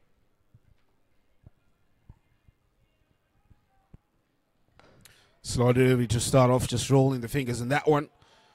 And they do get a quick single. Welsh off the mark.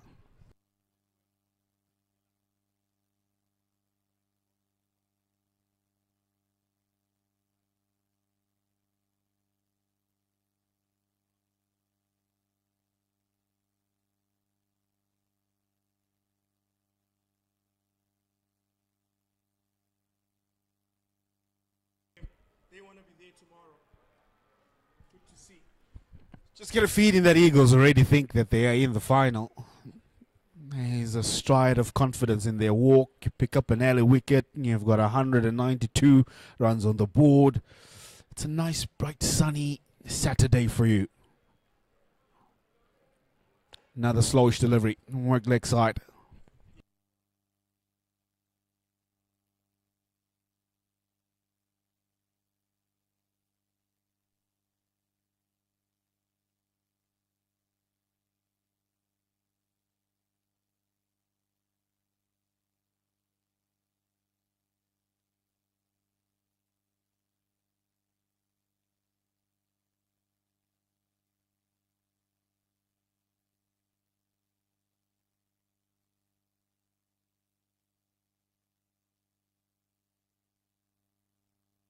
Looked very straight.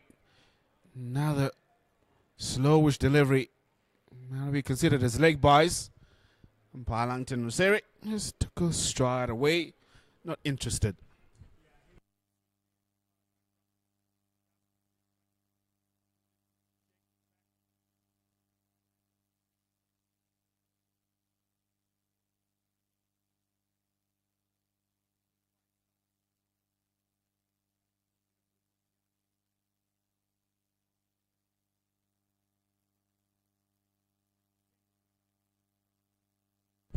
Looking pretty dire at this stage. Witness another good ball. Just not able to get off to a rapid start. It's kind of hard when there's no pace on offer to work with. And that's how Faraz Akram usually operates, takes the pace off. And you as a batter, you need to generate the power. And that's not an easy feat to achieve. Changes in the field now.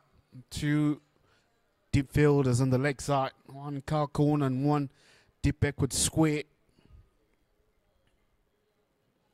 Slow delivery, straight drive. Made a couple of bounces in the first boundary. Brian Bennett. He greets Faraz Akram on this occasion with one that's over his head for 4. Yeah, much needed boundary from the Mountaineers just to break the shot.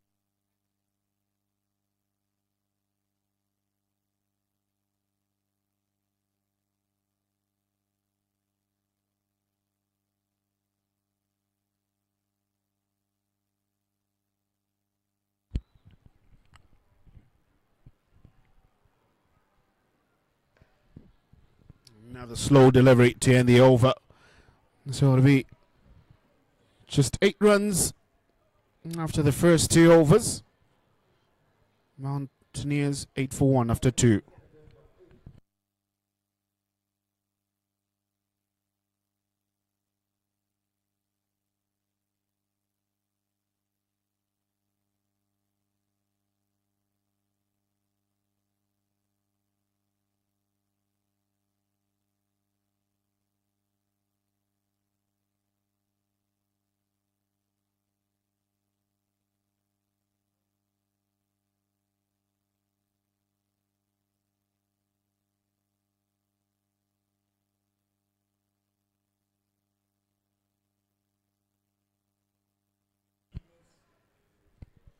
Yeah, just going to get the Wallace Mbaye. Well, he's done his part. Picked up an early wicket.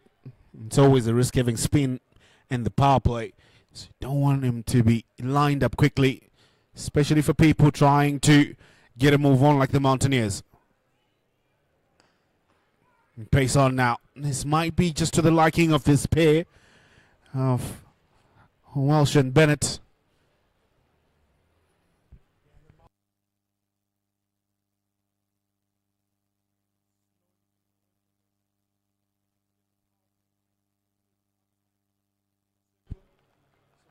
Vacant areas, if you go the aerial routes, just get the sense that they have to throw the kitchen sink at it.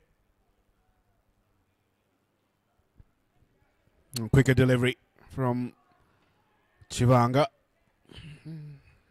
Desperate shout, you'd say, from Marumani. Hopeful.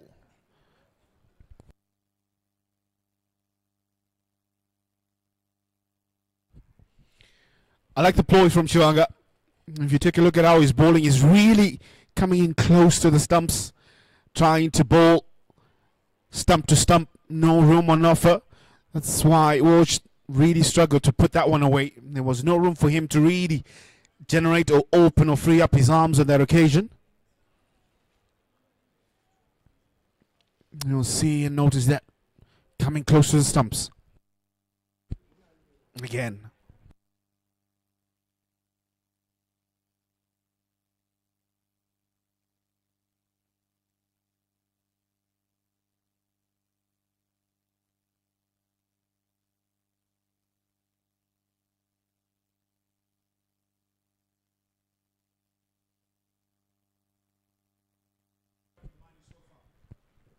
It's working for Tanaka. It's seasoned campaigner. Still brimming with youth, potential. He's been out of the national side for a while, but I still feel that he has something to offer.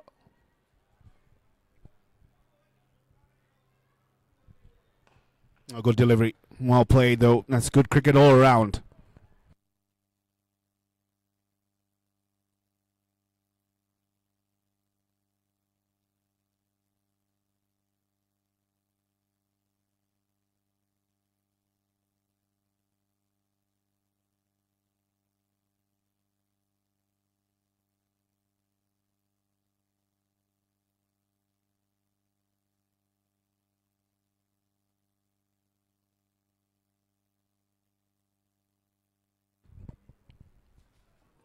Again, quicker delivery. That's into the ribs. That'll hurt. There'll be a few bruises. Ice packs might be called on here. There's one more delivery to go, you'd say. Fazio comes rushing in.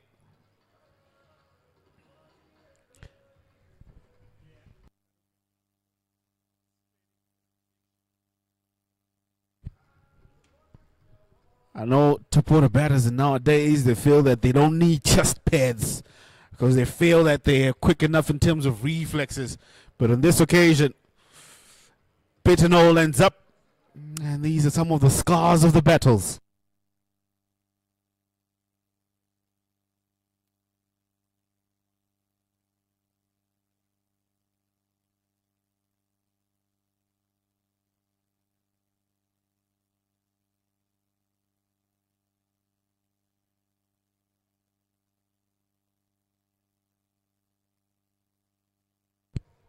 Oh, it seems we're talking about the ribs. I think it might have just been a touch bit lower. Just checking if everything is okay.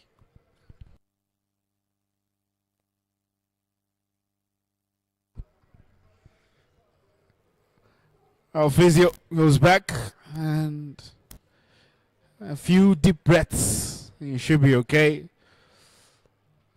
That's always an area that knocks the wind out of you when you get hit there, especially by a delivery coming around the 135 mark there.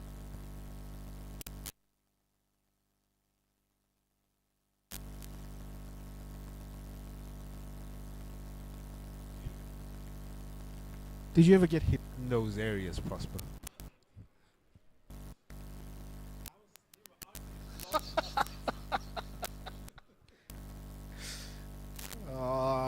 Just play it safe. Right, one more delivery to finish off the third over here.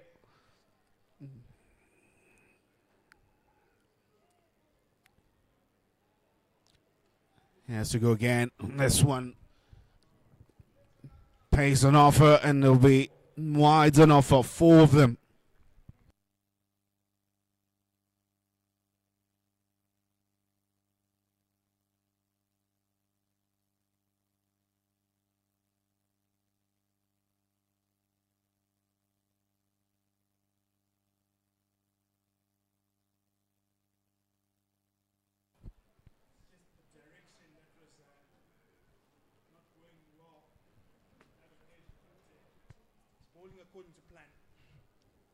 He just needs to be a little bit more tidier.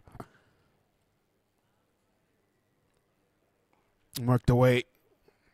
There's no square leg. Deep one. Can they get 2? The throw is good, but the running is good as well. And pick up a couple from that. So that'll be the end of the third over.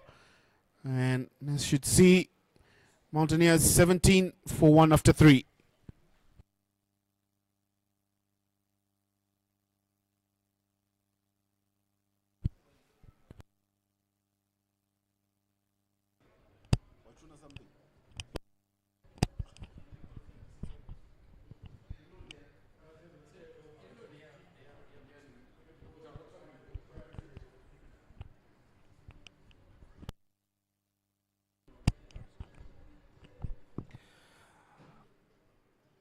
Change of ends now from Wallace Mubaiwa. He got the early breakthrough for the Eagles.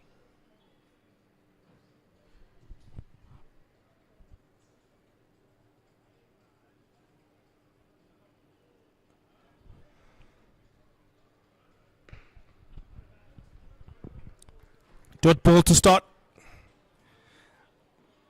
All sorts of pressure here for the Mountaineers. That required rate keeps creeping up. Bennett goes for it. That's a smart cricket shot. There's no one fielding down that region. So welcome boundary for the Mountaineers. They need more of those, Eli. A magnificent stroke there from Bennett. Goes in one knee, taking full advantage of that stray in line by going down leg side from Baiwa. Change ends down the track, but good fielding of his own bowling. Yeah, well done. Pretty sharp going down on his left there. You need that. You need to be good off your own bowling as a spinner. But he might be in trouble again. He's staying down for a prolonged period here. Might see the physio. Geez, the physio has been busy this afternoon, Eli. He's making another trip. It's all happening out there. Yeah, that was well struck. And in the attempt to stop that one, put up a hand to stop it. Magic spray will come out this time. Yeah, that always does the job. I think it's his bowling hand as well that's feeling the sting.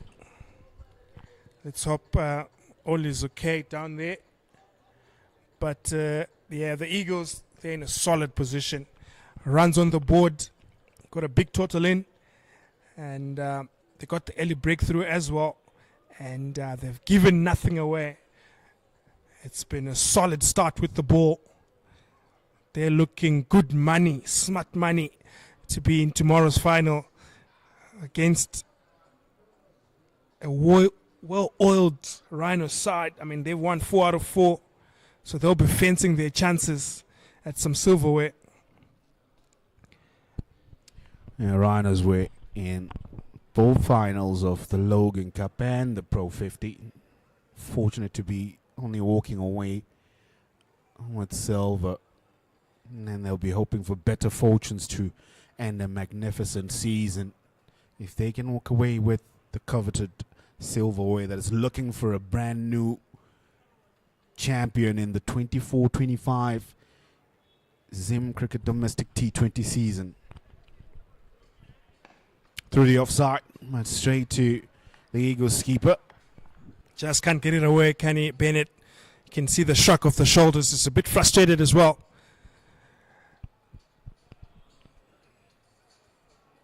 He goes again, straight to the fielder. So they're just struggling to find the acceleration here. The Mountaineers, something's got to give.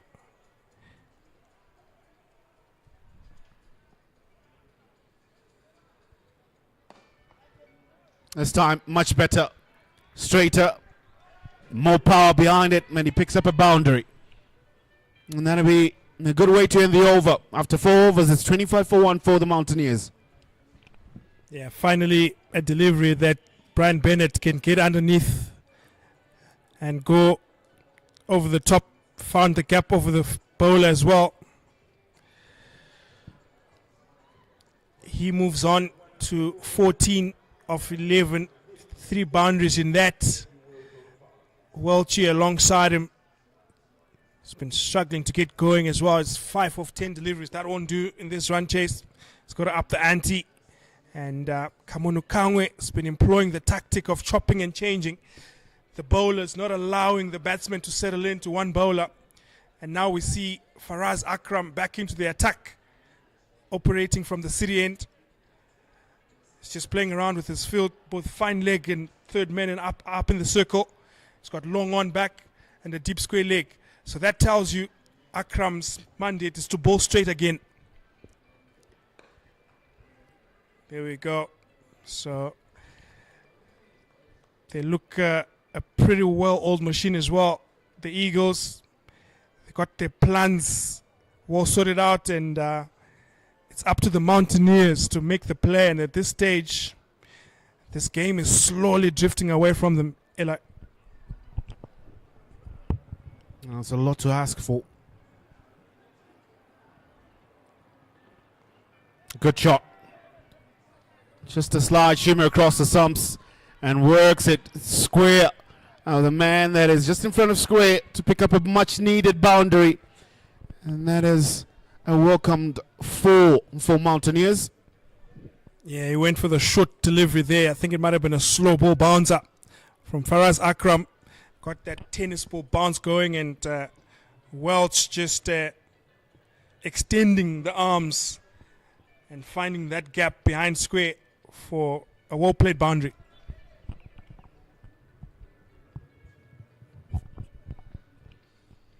No, shorter delivery, quicker this time around.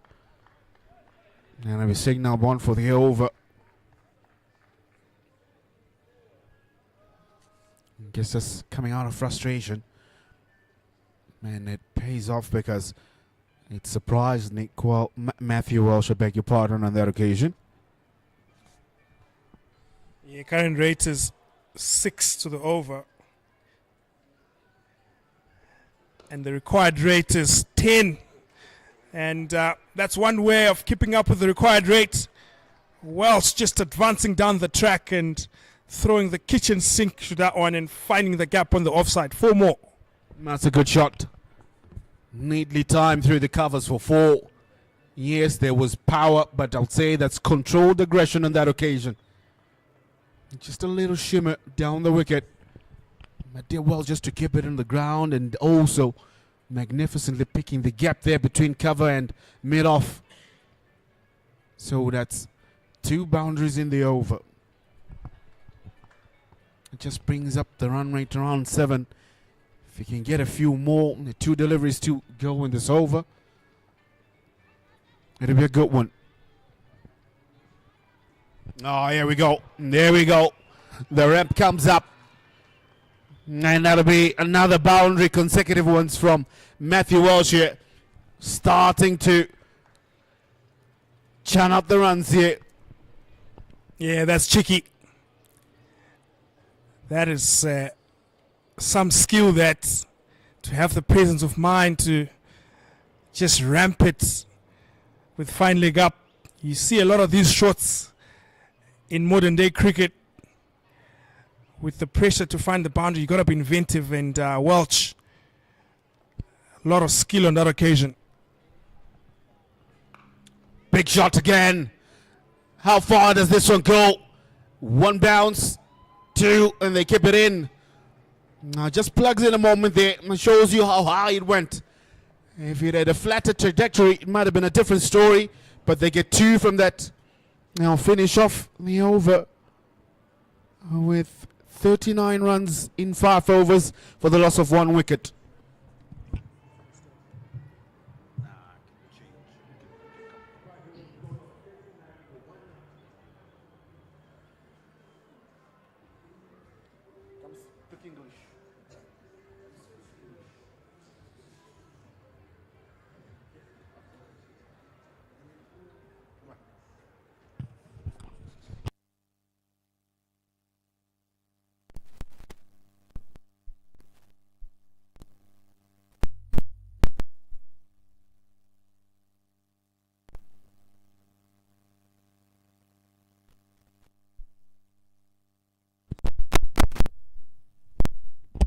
Tanaka Chivanga changing ends.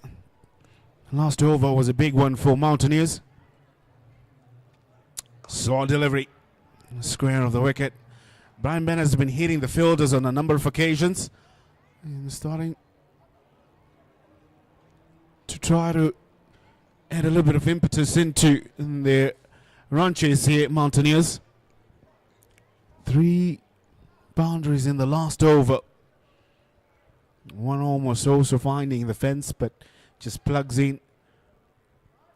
Good sign of intent from these pair for Mountaineers.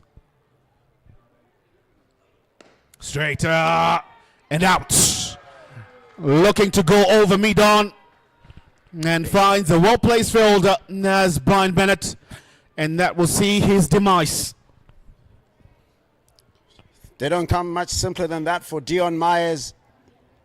As I say, good afternoon, Eli. Walking in, and that wicket falls, and it's a wicket that generally you want to have if you want to go deep. Brian Bennett, shown before, that he's a guy who accelerates very quickly. Tanaka Chivanga forcing Brian Bennett to a false shot, and is caught along on by Dion Myers. The score is now 39 for 2 after 5.2.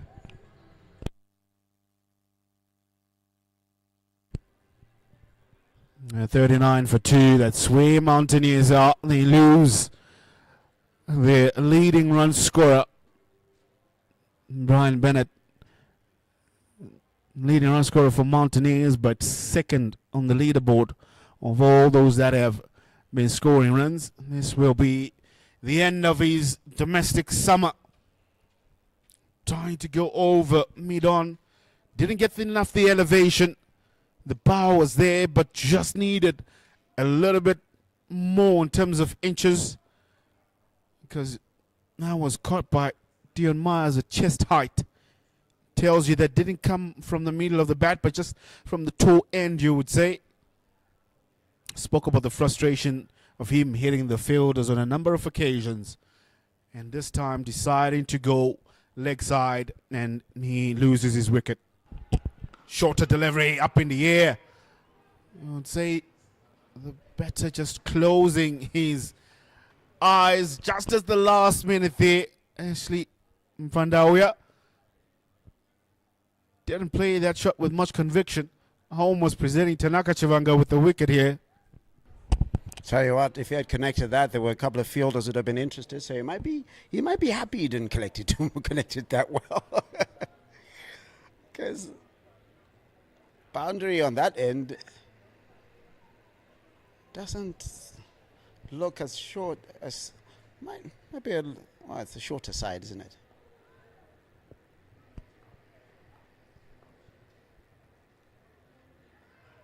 Short again, but this time that's well hit, well placed. Matthew Welsh connects this one, rolling his wrist on that occasion to keep it on the ground, and he runs away for 4. It's a magnificent strike. A lot of intent in that particular shot, and I think he's going to have to be someone who bats quite deep if the Mountaineers are going to keep their interest in this tournament alive. Otherwise, it could be today could spell the end of the domestic involvement. Walsh now into the 20s. Makes room leg side. I was looking to heave it over mid-wicket. Fortunate enough for him. Doesn't carry to mid-wicket. Tanaka Chivanga had done so well prior to the last couple of deliveries he has bowled. He had a decent start, picked up a wicket and only gone for 10. But the last boundary that he conceded means that in almost 2 overs he's gone for 14 with a wicket in hand.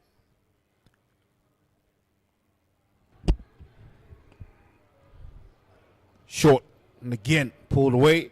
That one coming off the glove. Trying to keep employing the short ball. So this will be the end of the 6th over. Mega Market Mountaineers will be 45 for 2 at the end of the power play. Required rate 10.5. They're cruising at 7.5. I can say they're still within there, but they would love just a little bit more.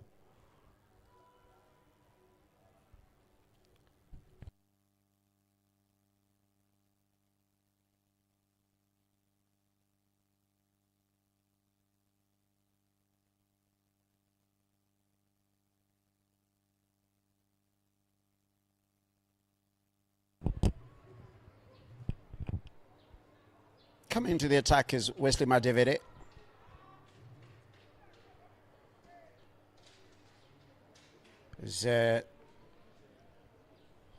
Mountaineers want to, or rather the Eagles, want to arrest the flow of runs in the last 2 overs.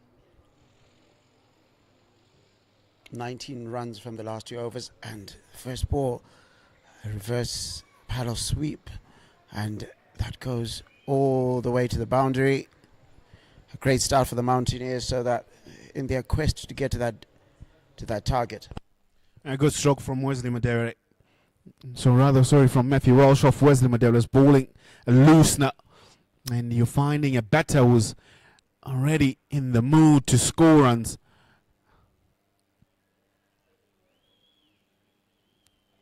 Oh, looking to go again. Almost playing it onto his stumps there. As much as it was a lucrative shot first time around, the second one almost getting himself out. And again, looking to open the face of the blade. Cheeky runs that Walsh is looking for. I think somebody needs to talk to him, just say, let's stick to what has worked. Better.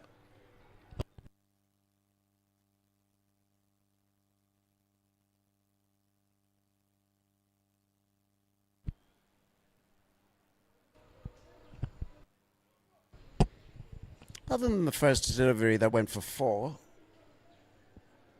Wesley Madevere will be happy with his work so far. Another good delivery there that forces a false shot. Wesley Madevere about to close out his over. And wow, there we go. Ashley Mufandawuya, where were you going? That dot ball pressure in that over has yielded a wicket, and Ashley Mufandawuya is the 3rd wicket to fall, stumped easily by Tadiwanashe Marumani. Wesley Madevere sees him dancing down and then bowls one just a little bit wider. No connection. Easy collection for Tadiwanashe Marumani. Stumps him 50 for 3 after 7.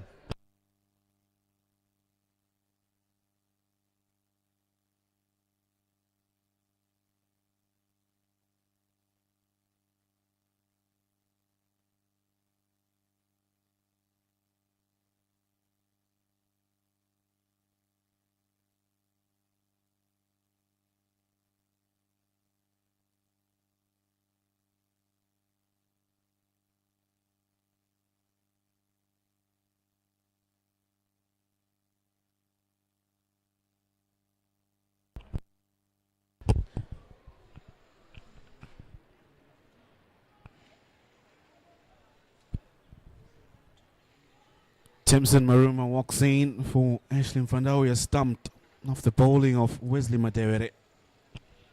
And a change in bowling as well. Tony Munyonga has been thrown the cherry. And looking for 2. Maruma quickly goes for just the 1.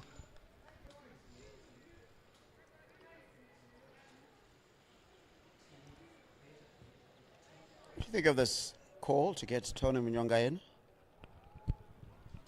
Well, it's a good one.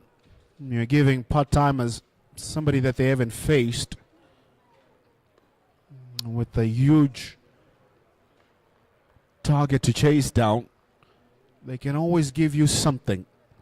So Wesley Madewere picked up a wicket in his previous over.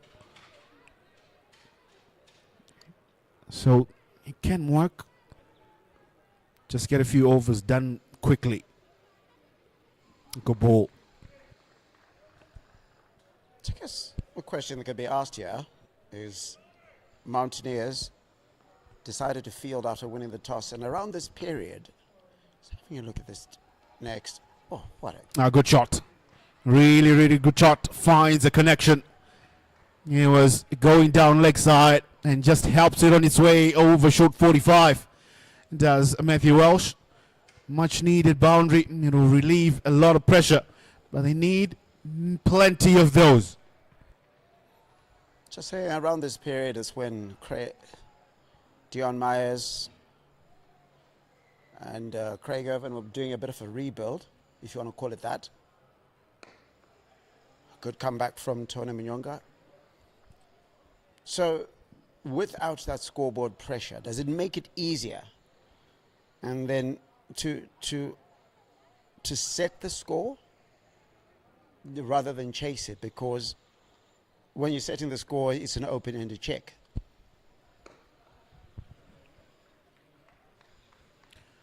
I think that there's a number of factors as we see the end of the over. Come to that discussion. So it'll be 8 overs done. Mountaineers 58 for 3. Well, there are a number of things to consider about the choice that Mountaineers made. Not a bad decision to say that you're going to bowl first, because on such a surface, it only gets easier to bet on as the day goes by, because particularly it says almost similarly the same throughout. But then yet again, what made it a big score were 2 factors. In the bowling areas that a couple of bowlers from the Mountaineers chose to operate around. I'll speak particularly about Chirendai Chatara, went for 30. That's a lot in 1 over. So really they put his team on the back foot. And then everybody else also struggled with their lines and length, and they went for plenty. Strategy or the thought process to bowl first was a good one, but the execution was where they fell short. As we see, reaching Garava into the attack.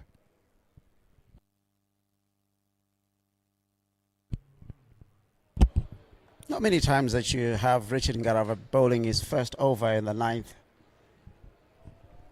Tactics. People are used to seeing him up front. You slightly go left. Change up things, and it has paid dividend. They have 3 wickets in 8 overs. Team on the back foot, they need 11 and over. And what an ideal starting place for him. No pressure at all on the bowling side. Come in and continue to apply pressure, tighten the screws. So good tactics from Kamun Kamwe.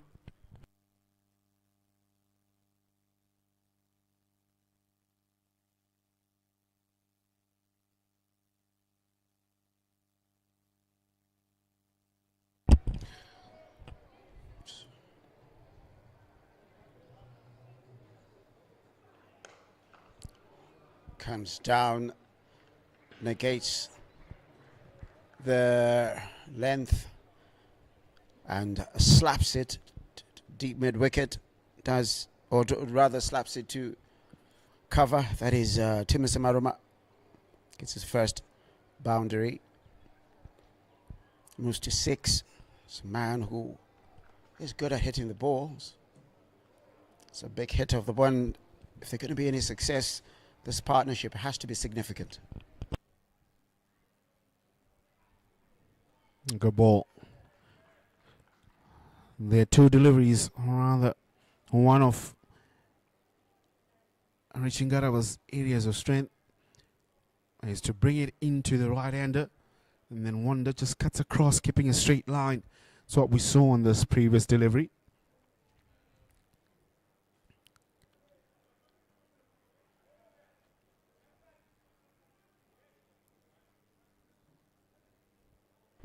Changes. Finally comes inside the circle, mid-wicket onto the boundary.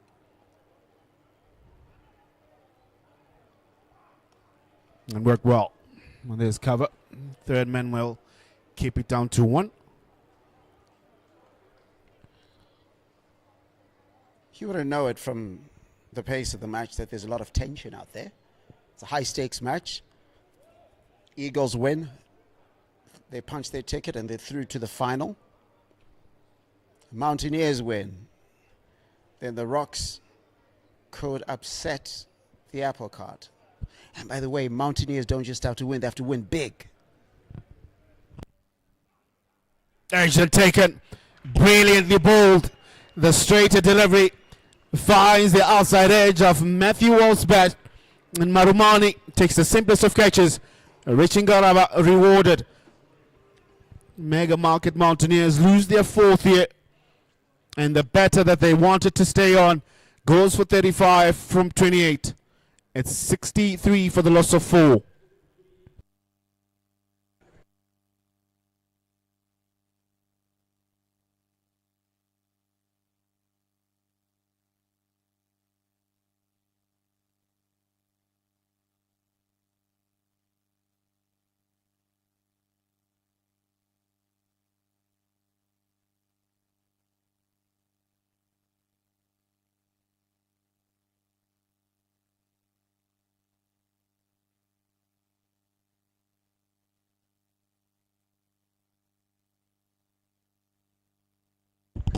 Coming in number 6 for the Mega Market Mountaineers as the light and the rest of the rooms in the house start getting switched off, it seems.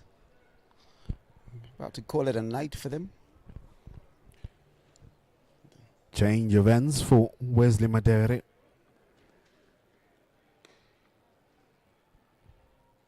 Timson Maruma will now partner up with Alistair Frost.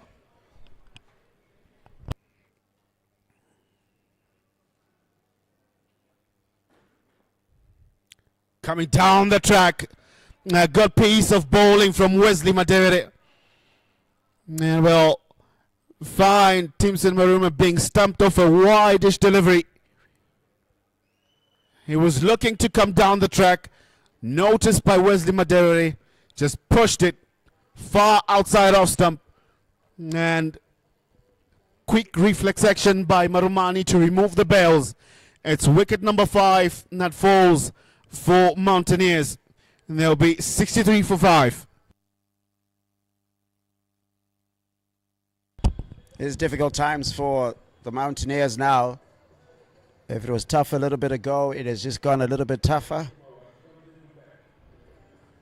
They find themselves tumbling down the wickets, a collapse of sorts.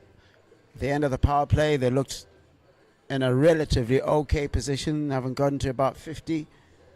But since then, the wickets have just started coming. And I think at this point, the umpires have decided to allow the strategic timeout. I'll be back shortly.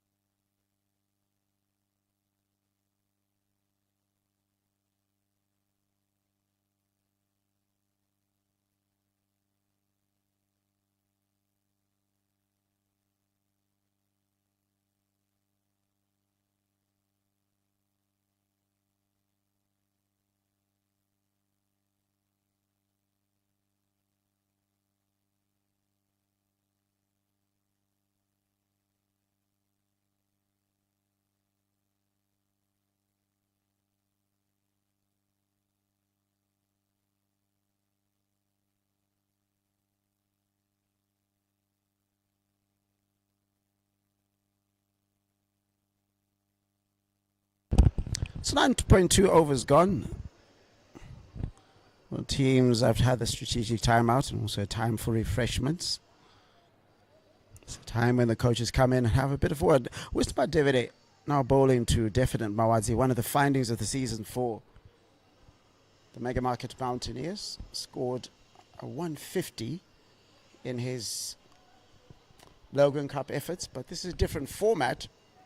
And I guess you'd say the Mountaineers have suffered from the fact they just haven't enough people who are less accumulators and more big run makers. True. It's a different competition. It requires different type of energy. And here, it's all about being present in the moment. Not much time to work with. Limited overs. Very, very limited overs. Last 5 overs, they've yielded 34 runs and 4 wickets.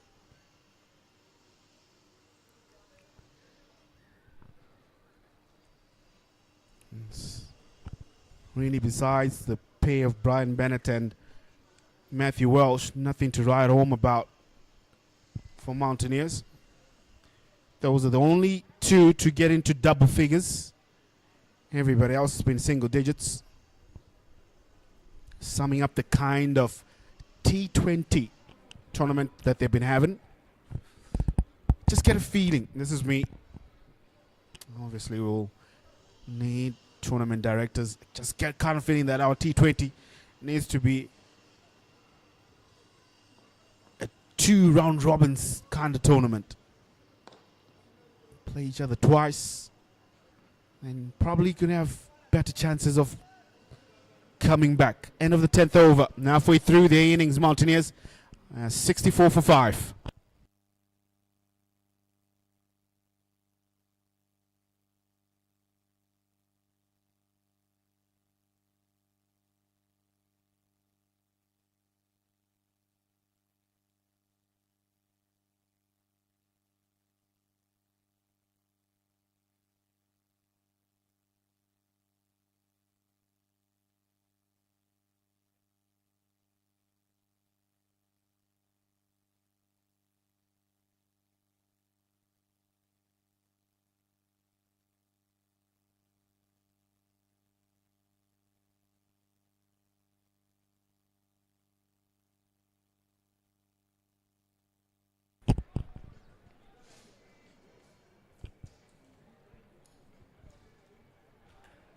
Wallace Maiwa returns in, comes back into the attack.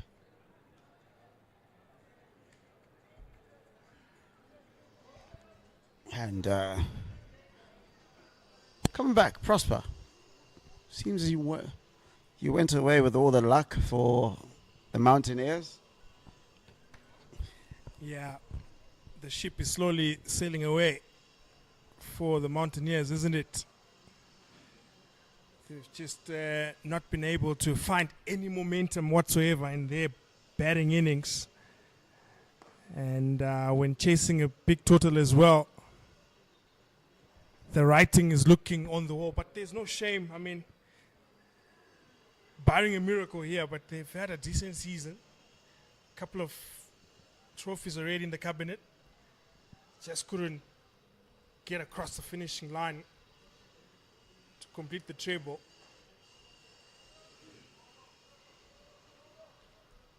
They're a very proud cricketing franchise, the Mountaineers. They always are there and thereabouts, competing for titles.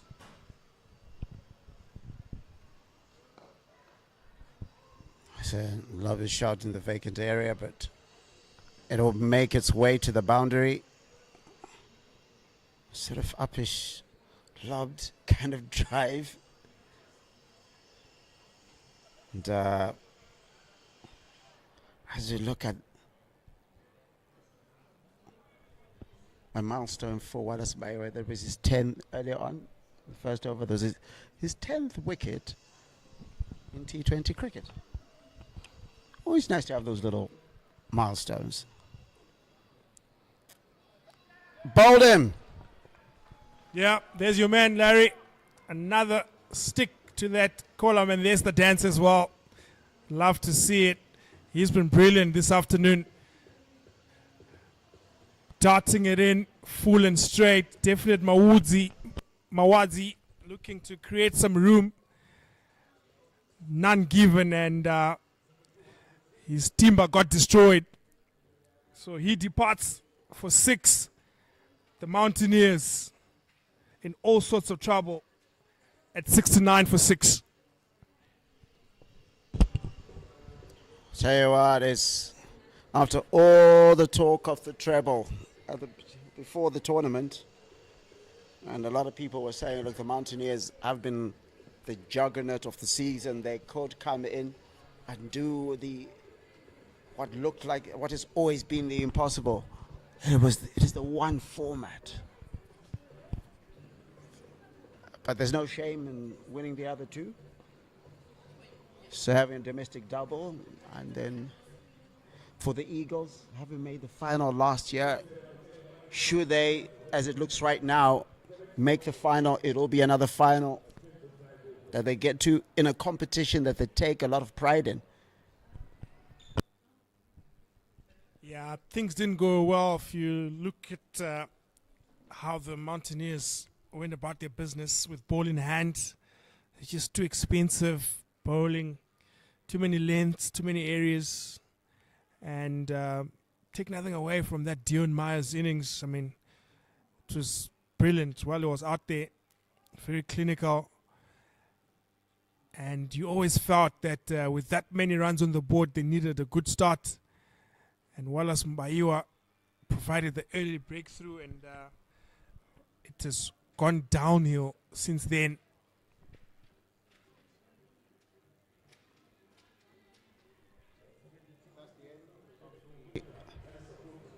11th out.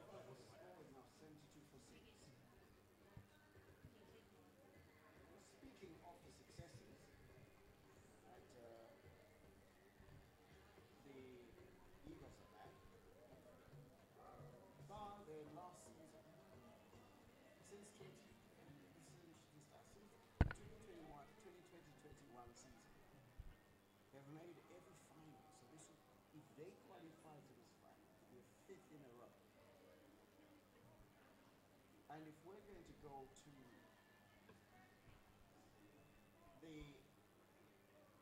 in the last, since 2009, 2010, the only season where the T20 domestic T20 competition has been held, they've only missed the final once. It was 2018-2019 when Tuskers played the Mountaineers.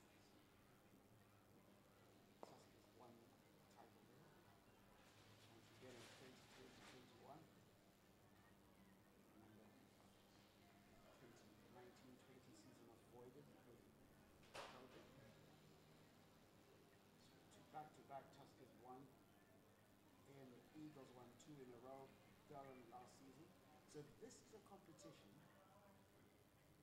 that Eagles go deep in more often than not. Yeah, some good stats there, Larry. Well done for digging them up. And yeah, I mean, the Eagles, they being the home side as well in most of these games played in Harare, so they always have the home advantage as well. But they always churn out some decent cricketers, especially in this format of the game. So no surprises that they've been successful. And it's going to be another final again for them. Absolutely. Tomorrow against the Rhinos. They'll have their work cut out there because the Rhinos are playing some pretty good cricket, the boys from Kwekwe. I'll tell you what, 2022, 2023, the last time the two sides met, Eagles beat the Rhinos. So it almost be like a rematch the last time that two domestic sides played against each other. Rhinos themselves never won this tournament. Yeah, it'll be a good contest. if you're in the area, do yourself a favor and come down to Harare Sports Club. I think it's fair to say there's plenty of space for everyone tomorrow. The big final as the curtain comes down to Zimbabwe's domestic T20 tournament, which has been brilliant so far. I mean, we've witnessed some good cricket with both bat and ball, Larry. Absolutely. I tell you what, if you look at the match, the group stage match between the Eagles and the Rhinos, as you get to the end of that over, 78 for 6 after 12, it was that chase, almost chasing down 198, the Eagles. So if we even get half that action, it will be a spectacular final. Again, mathematically, Mountaineers could still pull off something there, but in all probability, given how many wickets have fallen and where their run rate is, 6.5, they need 14.38. The last couple of overs, the last 5 overs, they've only gone for 5. They've only gone at 5.6. It's a difficult position they find themselves. As Wallace Bayo continues. 2 for 16 after 3. A very, very professional performance from a side that, as I said earlier, since 2009, 2010, only missed one final. So the Eagles do love themselves a T20. Yeah, it looks like a side that's firing from all cylinders. I mean, Tadiwa Nashimarumani scored 95 in that match you're referring to. And then in today's encounter, Dion Myers, the chief contributor. And then they're providing the finishing touches with ball in hand. Wallace Mbaiwa, he's been brilliant into his 4th over. He's just gone for the 13 runs. So you do need all 3 departments to be firing for you to win a cricket match. They've batted well. The bowling has been superb, and they've backed it up in the field as well. So it bodes well for the Orange Army. Come tomorrow, barring a miracle, of course, touch wood. But yeah, it'll be a key contest. For me, I look at the matchups. I think their strength is providing a quick start up front with Marumani and Kamunukangwe. So it'll be up to Mike Shinoue and the likes to counter that. And then they've got Ryan Burl. We all know what he can do at the back end. It's gone. Anton Nakfi, the captain as well. He's a big hitter, got his first half century yesterday. But getting back to this match, what do you think for the Mountaineers this match is lost? Could it be that period in which, you know, they conceded that 30 of Tendai Chatara? Yeah, I think that's where the head started to drop. They needed their season campaigner Chatara to provide the early impetus. And when you see your strike bowler going for plenty like that, it does send shivers in the change room, because the rest of the youngsters just weren't able to stand up and be counted. So they were always going to be behind the 8 ball, chasing a big total like that. And then, yeah, with the bat, the scoreboard pressure got to them, I reckon. I mean, at the moment, the required rate is 15. As we come to the end of the 13th, the Mountaineers 86 for 6. So they just haven't come out and produced their best brand of cricket on a day where nothing short of victory would have sufficed. Yes. Just to add to your point, why that particular over was important is because the first over went for 1 run. Second over went for 5. Third over, it improves, it goes for 9. Fourth over goes for 13. So at that point, it's 28 for 2. Then the next one goes down to 5 runs. then Marumani breaks the chains with 30 runs in the next over. So it almost gives impetus, it gives momentum, and allows for when he goes out for the next batters to take their time and build a partnership. Without that, if they're around 40 odd, then they're trying to push a little more. And therefore the score that they're going to get is probably around a 170 as opposed to 192. Swept away, Alan Frost. There is a man down in the deep. Yeah, it's all looking academic at the minute. The Mountaineers, for all intents and purposes, look like they've thrown the white flag out there. The boundaries have just dried up. Wesley Madewere and Wallace Mbaiwa, the two spinners and operating in tandem, have been brilliant. All they can do is just punch it down the ground and take the single on offer.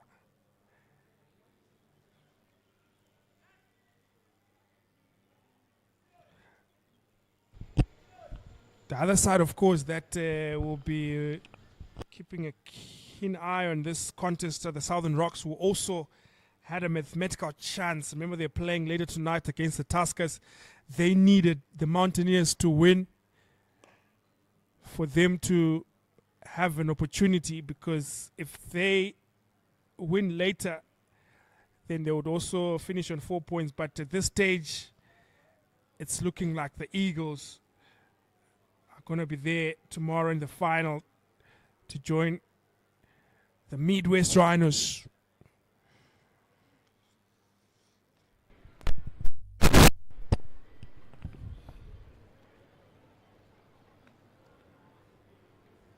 Wesley Madewere,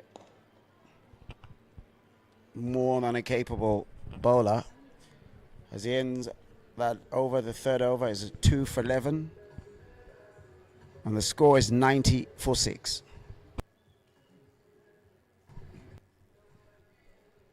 Yeah, they're making this look easy. The Eagles, they've been right on the money from ball one. And they haven't even used all of their resources. I mean, Richard Ngarawa has just bowled the one over. Kundai Matagimu hasn't had an opportunity. It's just the spinners who are operating.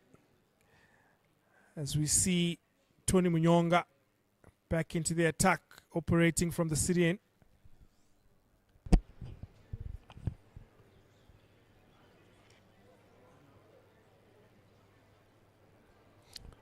Served us 2 lusty sixes during his batting effort.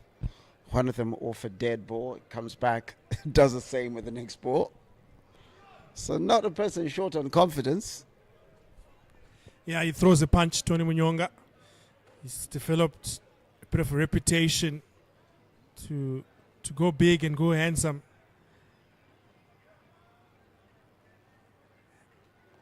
And you need guys like this in the side as well, as Alistair Frost goes on the reverse to find a welcome boundary.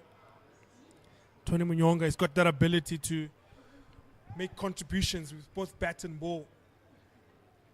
That's the nature of the T20 format. You need bits and pieces cricketers who can make meaningful contributions in all departments, and Tony Munyonga is one of them.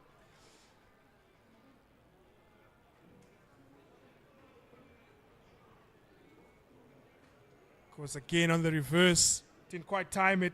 Lots of work to do for Faraz Akram, the man in the deep. Does well to save a definite boundary there. Alistair Frost will scamper back for a comfortable 2.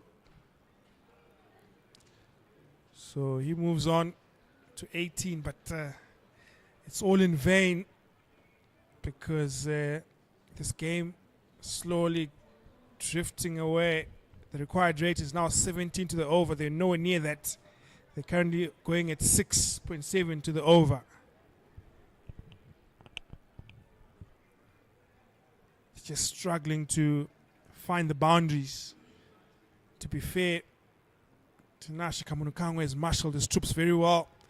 He's got his fielders in key positions, protecting the boundary, manning the fence, not giving the Mountaineers any opportunity whatsoever to score boundaries at regular intervals, and that's been the difference, I reckon.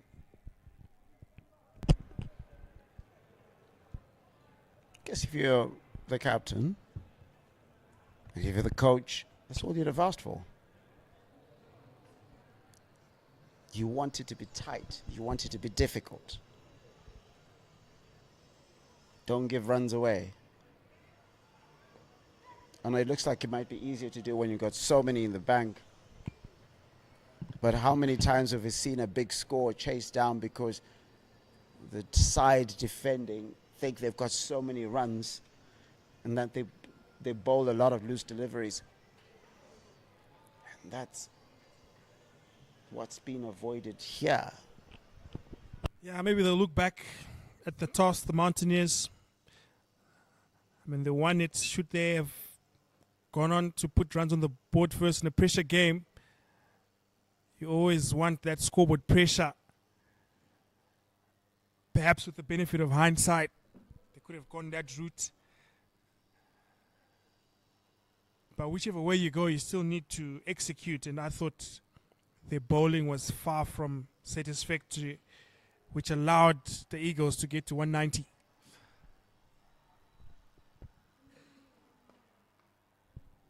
And from that position, you're really staring down the barrel as the 100 comes up for the Mountaineers. There's not even an applause as they get to that milestone. 15 overs gone. The Mountaineers, 100 for 6. So it's all looking academic here at Harare Sports Club. The Eagles, they have to be here tomorrow because a win in this one means they have a date with destiny. They missed out last year against Durham. Durham, of course, were here earlier. They just participated in a 4-day game and went back. But Durham won this tournament last season. And this season, the Eagles will fancy their chances against the Rhinos. I think they've got all the bases covered. They've got batters who can put runs on the board. Their bowling on display now has been top drawer. And they've been tidy out in the field as well. Bit of attention out there. The physio, I tell you, the physio has earned his money today. He's been out there a lot as I'm joined by Eli. Eli, here we are, 5 overs to go. Not looking good for the Mountaineers. 5 to go, needing 93 runs. Could be possible. 93 required. Scoring at 20 and over most. So big hitting opportunities. I would say Mountaineers, go for it. There's no use to try and just work it around. 20 and over needed. Go for it, man. It would take a very brave man to... It's simple. 2 4s, 2 6s. You're done. It's easier said than done, eh? Eli? The talking part is the easy part, but the execution, not so much. Efforts. You need just to put in an effort. I would love somebody from Mountaineers just to take the challenge on to say, hey, let me go for it. Let me see what I can be able to do. And then we'll see it from there on.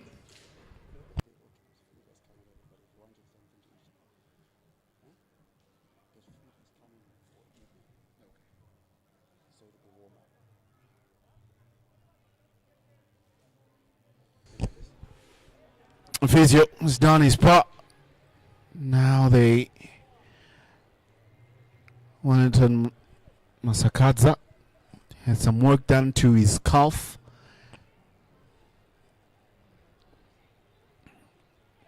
Looking to make room leg side. That's what they always tell you, try to remain as still as possible or move as late as possible. There we go. Straight down, that's 4. I think your message has been well received there, Eli. Wellington Masakadza obliging, going gun barrel straight down the ground for a boundary. Because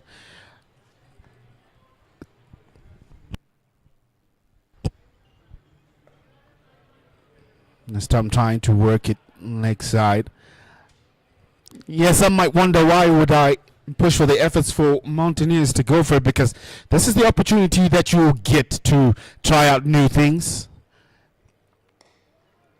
Again, flashing blade.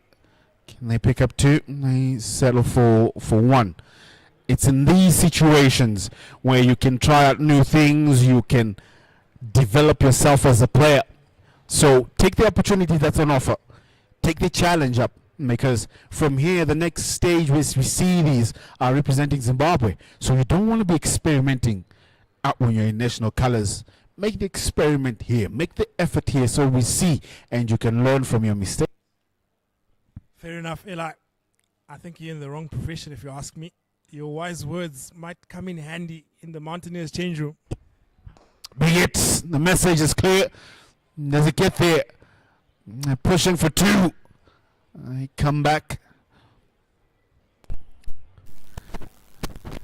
Well, it comes off not just being my words, but a few words that was shared by Sean Williams in the test against Ireland. And he says that I try out everything I play on the domestic circuit. Swing and a miss.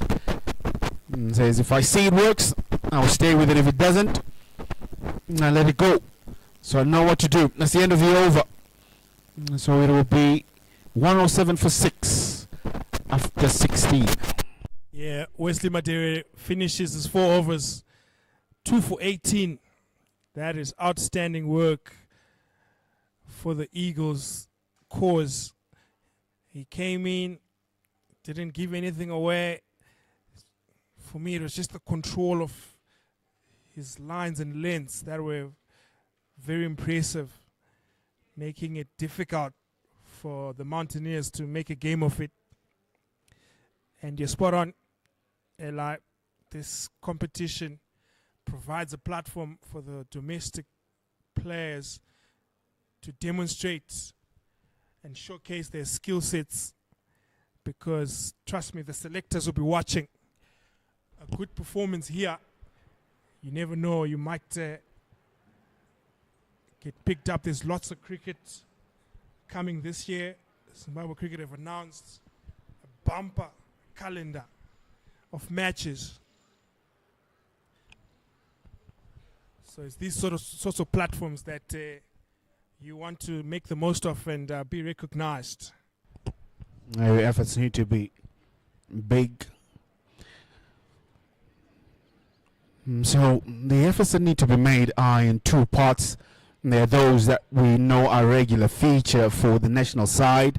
Those they can be given a little bit of room to experiment. Then there are those that are trying to make a name for themselves or be identified.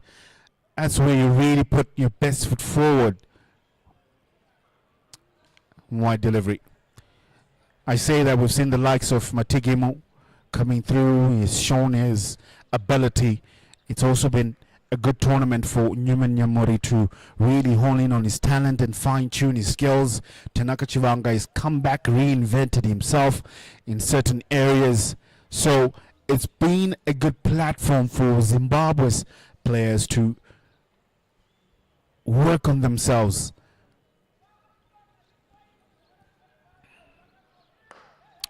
Good hit. That'll be a good chase, but the ball will win as it races to the boundary. Good strike from Masakadza. So these are the kind of things we need to see happening. Wellington Masakadza, a regular feature for the national side in the white ball, we need to see him making efforts with the ball. And he can only make himself better by playing such shots in this particular kinds of tournament. Couldn't have said it any better, Ella. And Chifanka as well was experimenting on that delivery. Went for the slower ball. Wellington Masakadza equal to the task. Change of angle now. He's coming over the wicket from the city end. He throws the kitchen sink at it, Wellington Masakadza, and there he is, the big fella again, Richard Ngarawa. Doing very well to cut that one down to just the one. Yeah, I've been very impressed, in particular by Kundai Matagima. I think is a name who's on everyone's lips at the minute. He's just come on and been good to watch. He hasn't bowled yet in this particular game, but it'll be interesting how he operates in tomorrow's final.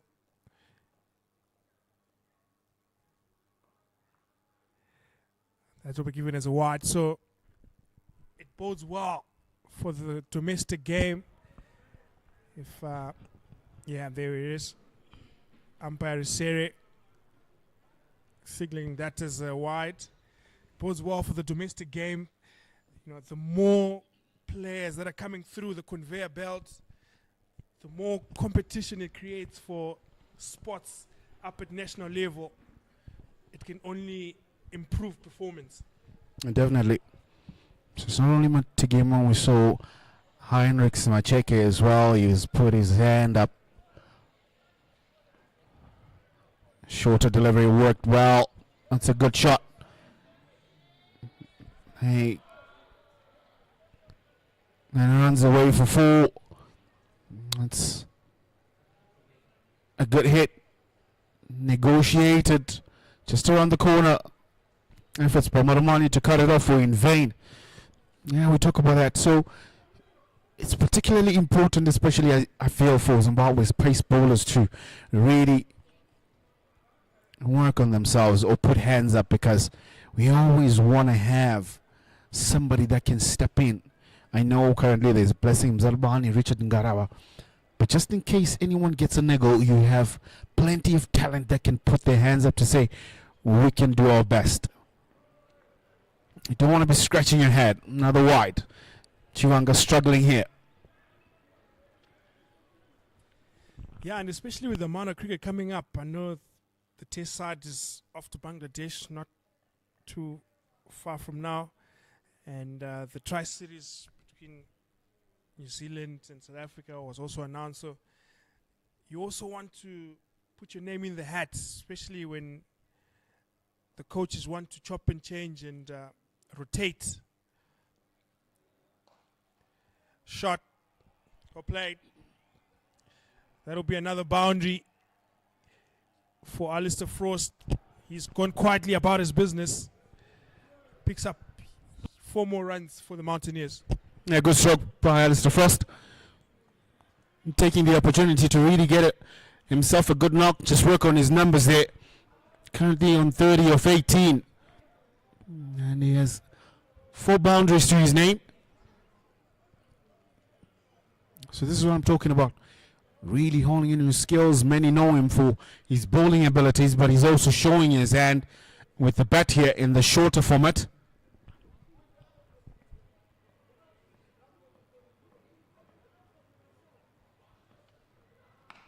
Up and over. That's another good hit. But will it have enough to carry over the fence? Yes, it does. Kept the field interested. But on the last bit, just got a little bit more revs to roll over the boundary for 4. It'll be the end of the over. Yeah, they've just sort of lost the intensity here, the Eagles. Sometimes it happens when the writing's on the wall. Sometimes you put your foot off the pedal and just let the game drift, which I thought is something that maybe Coach Eric Chauluka will have a chat about. You can't afford to have moments where the game is just meandering along. You still have to execute. Each delivery is an event. definitely. Well said. Something that we need to change as a country, developing a killer instinct, I would say. When you have a side on the back foot, don't let it drift, don't let it work itself out, because just finish off things, continue, be ruthless.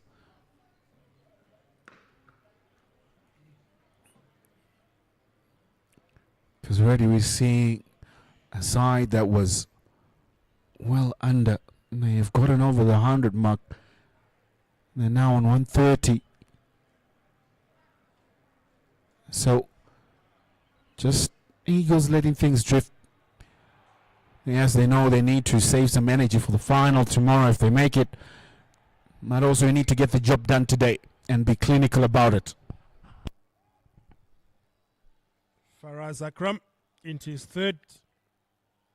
He's been the expensive as well, on the expensive side. 21 runs so far.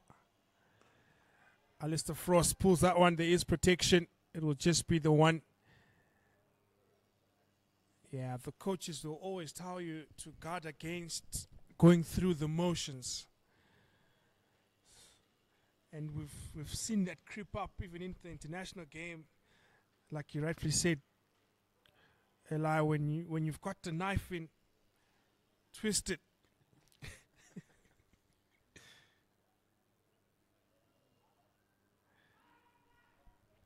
Shout. That'll race away to yet another boundary. Yeah, leg bars given. Wrong line there from Faraz Akram. Fine leg is up.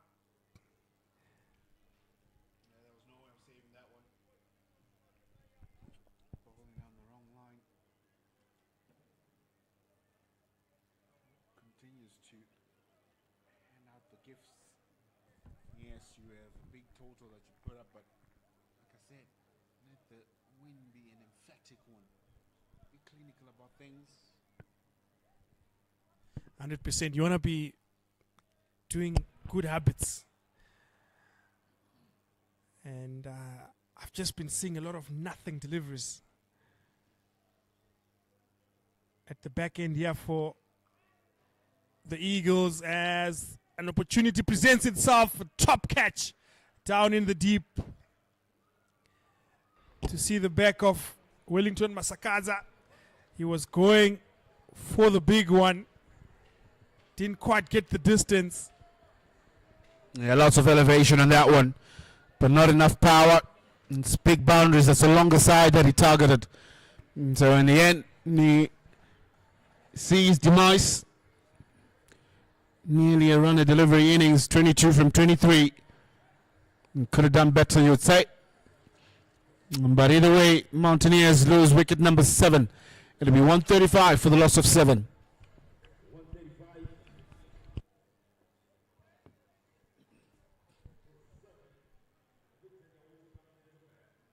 Yeah, looks like they're going to fall short here, the Mountaineers.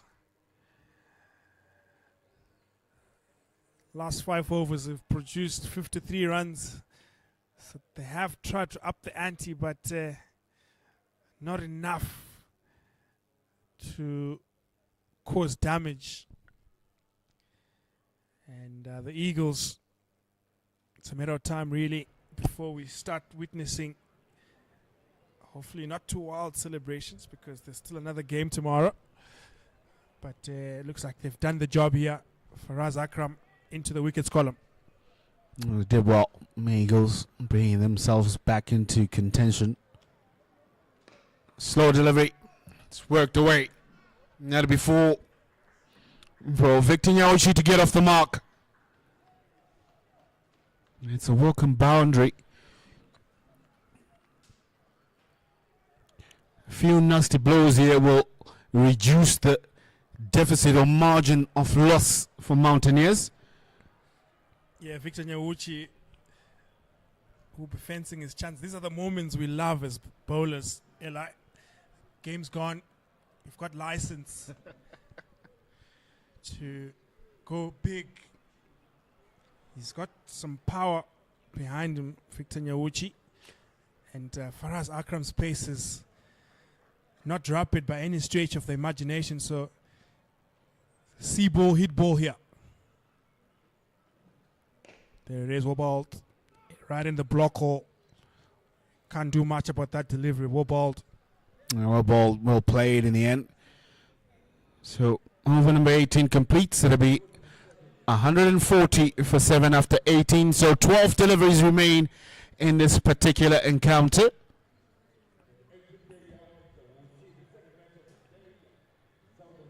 So with 12 remaining, just out of interest sake, if they can just push themselves, get 20 and over here, and you will, get to around 180.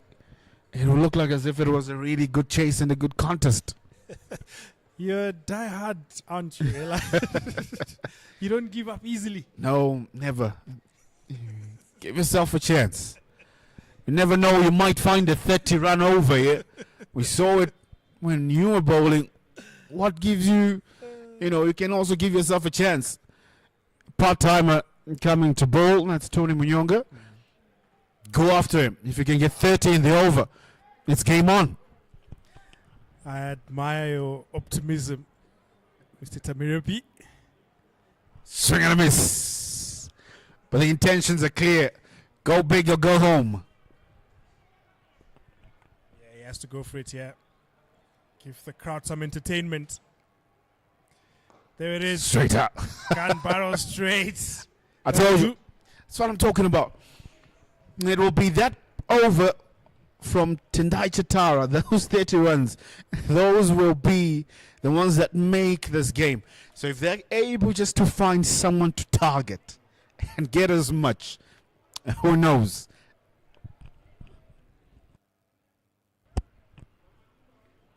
Oh, inside edge. I'll pick up a single.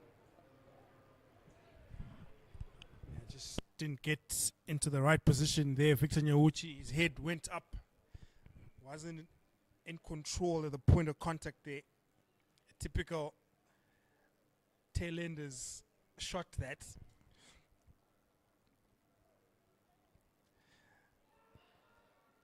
Alistair Frost on the reverse, loud shout. Umpire not interested. Tafatsgo Msakwa. You can see the intentions from Frost.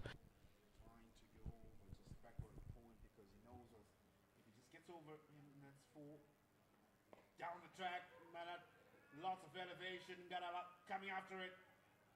Fall short a couple of meters. Good effort from the big lad. Yeah, very enticing.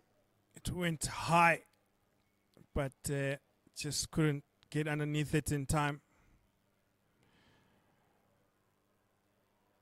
So just the 46 runs required from 7 deliveries.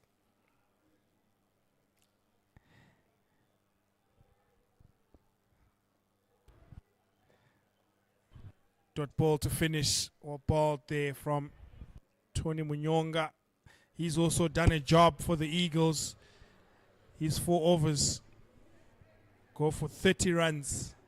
So just the final 6 deliveries to go then here at Harare Sports Club. The Eagles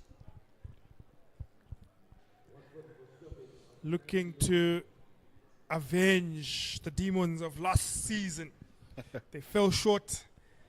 Will they be able to get a number on the Rhinos come tomorrow?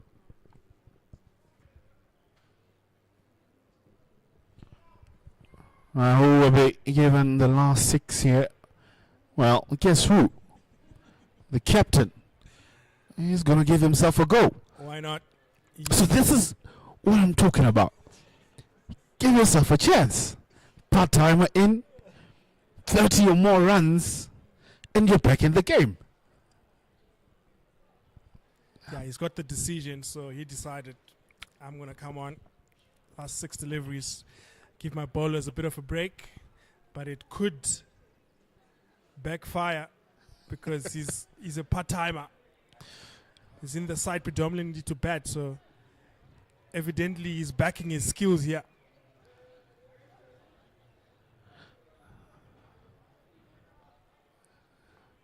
Have a go, Victor. Oh, looking to go straight. Finds an inside edge. Put a smile on his face there.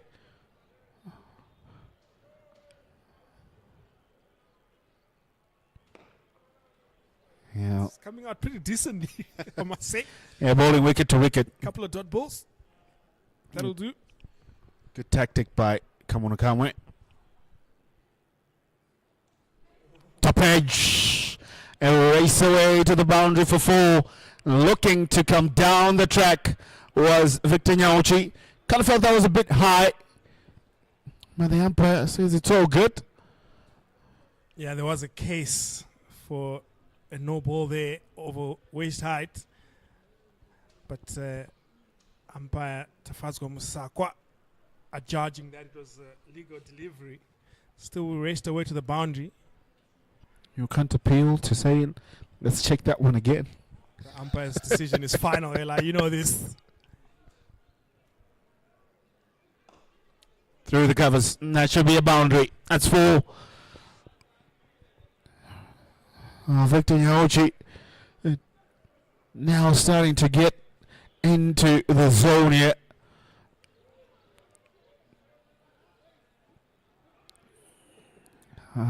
Kamukawa shouting instructions to Farazi. You should have stopped that one.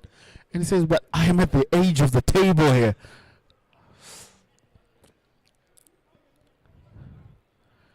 Up and over. Well, this go all the way. No, it won't. It'll be a good take by Wesley Matevere. Victor Nyauchi trying to go for the maximum. And that should prove to be the end of Victor Nyauchi. Finishes off with a good cameo of 19 off 11 deliveries. It'll be 155 for the loss of 8. There we go. It's Nashika Munukangwe straight into the wickets column. Wesley Madewere was the man in the deep. He's always safe as houses, makes no mistake. So one more delivery to go before it's official. It will be the Rhinos who have won 4 and 4 up against the Eagles after a shaky start. They've managed to pull off back-to-back wins here to punch their ticket to tomorrow's final for a chance at some silverware. That'll be a big game tomorrow.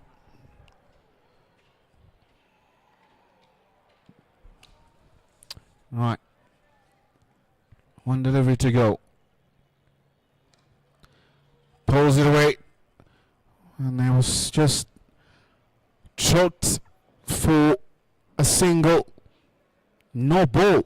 And so, yet to finish off things. It'll be a free hit. Alistair Frost on strike.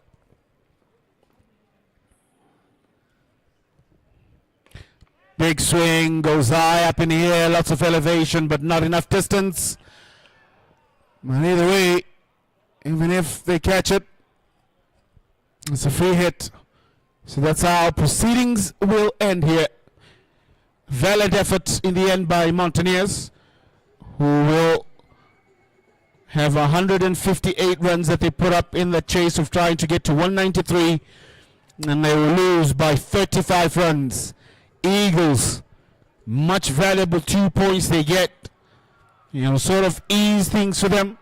And they will be walking through into the final tomorrow versus Rhinos. Yeah, handshakes all round. They've done the job, the Eagles. They knew that nothing short of a victory will guarantee them a spot in tomorrow's final. And they've done the job. They lost the toss, got out there, and were very effective up the top with Tadio Nashimarumani and Dion Myers scoring big. Couple of handy cameos from Tony Munyonga and Craig Evan got a good 40. And then they backed it up with ball in hand. I must say, well marshaled by the skipper, Tinashe Kamunukangwe. Well, let's have a look at the batting card for Mountaineers. Wellington Masaka's a good cameo, 22 of 23. And then Alistair Frost made 37 from 23, top scoring. Matthew Welsh in the top order made 35 from 28. And then also a good cameo from Victor Nyauchi, 19 of 11. But however, not enough for the chase. And the bowling card for Eagles. Wallace Mbaiwa, 4 overs for 24 runs, picked up 2 wickets. Wesley Madere also finished with figures of 2 for 18. And he's allotted 4. Richard Ngaraba, Tanasha Kamunukamwe, Tanaka Chivanga and Faraz Akram all getting a wicket apiece in their defense of the target of 193. So Eagles win by 34 runs, a win that they will gladly accept, and it will place them in a very good position there on the points table. In the 4 matches they've played, they have 3 wins, 1 loss, net run rate of 1.6 and 6 points. Rhinos topping there. They have 4 matches that they have won, 4 and 4, net run rate 1.3, but 8 points. So that's how it'll fare out in this encounter. Wait for you this afternoon. So we know the 2 teams that will be in the final. It'll be Rhinos versus Eagles. But do stay tuned in. We'll come back a little bit later. We will have Southern Rocks taking on the Tuskers. The match will be coming to you just around 6:30 there. So thank you so much for joining us for this broadcast. Join us for the next one.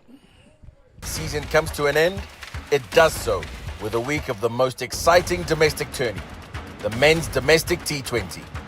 Will the Mountaineers continue to assert their dominance and make it a treble-winning season? Or will the Rhinos mount a challenge and win their first silverware of the season?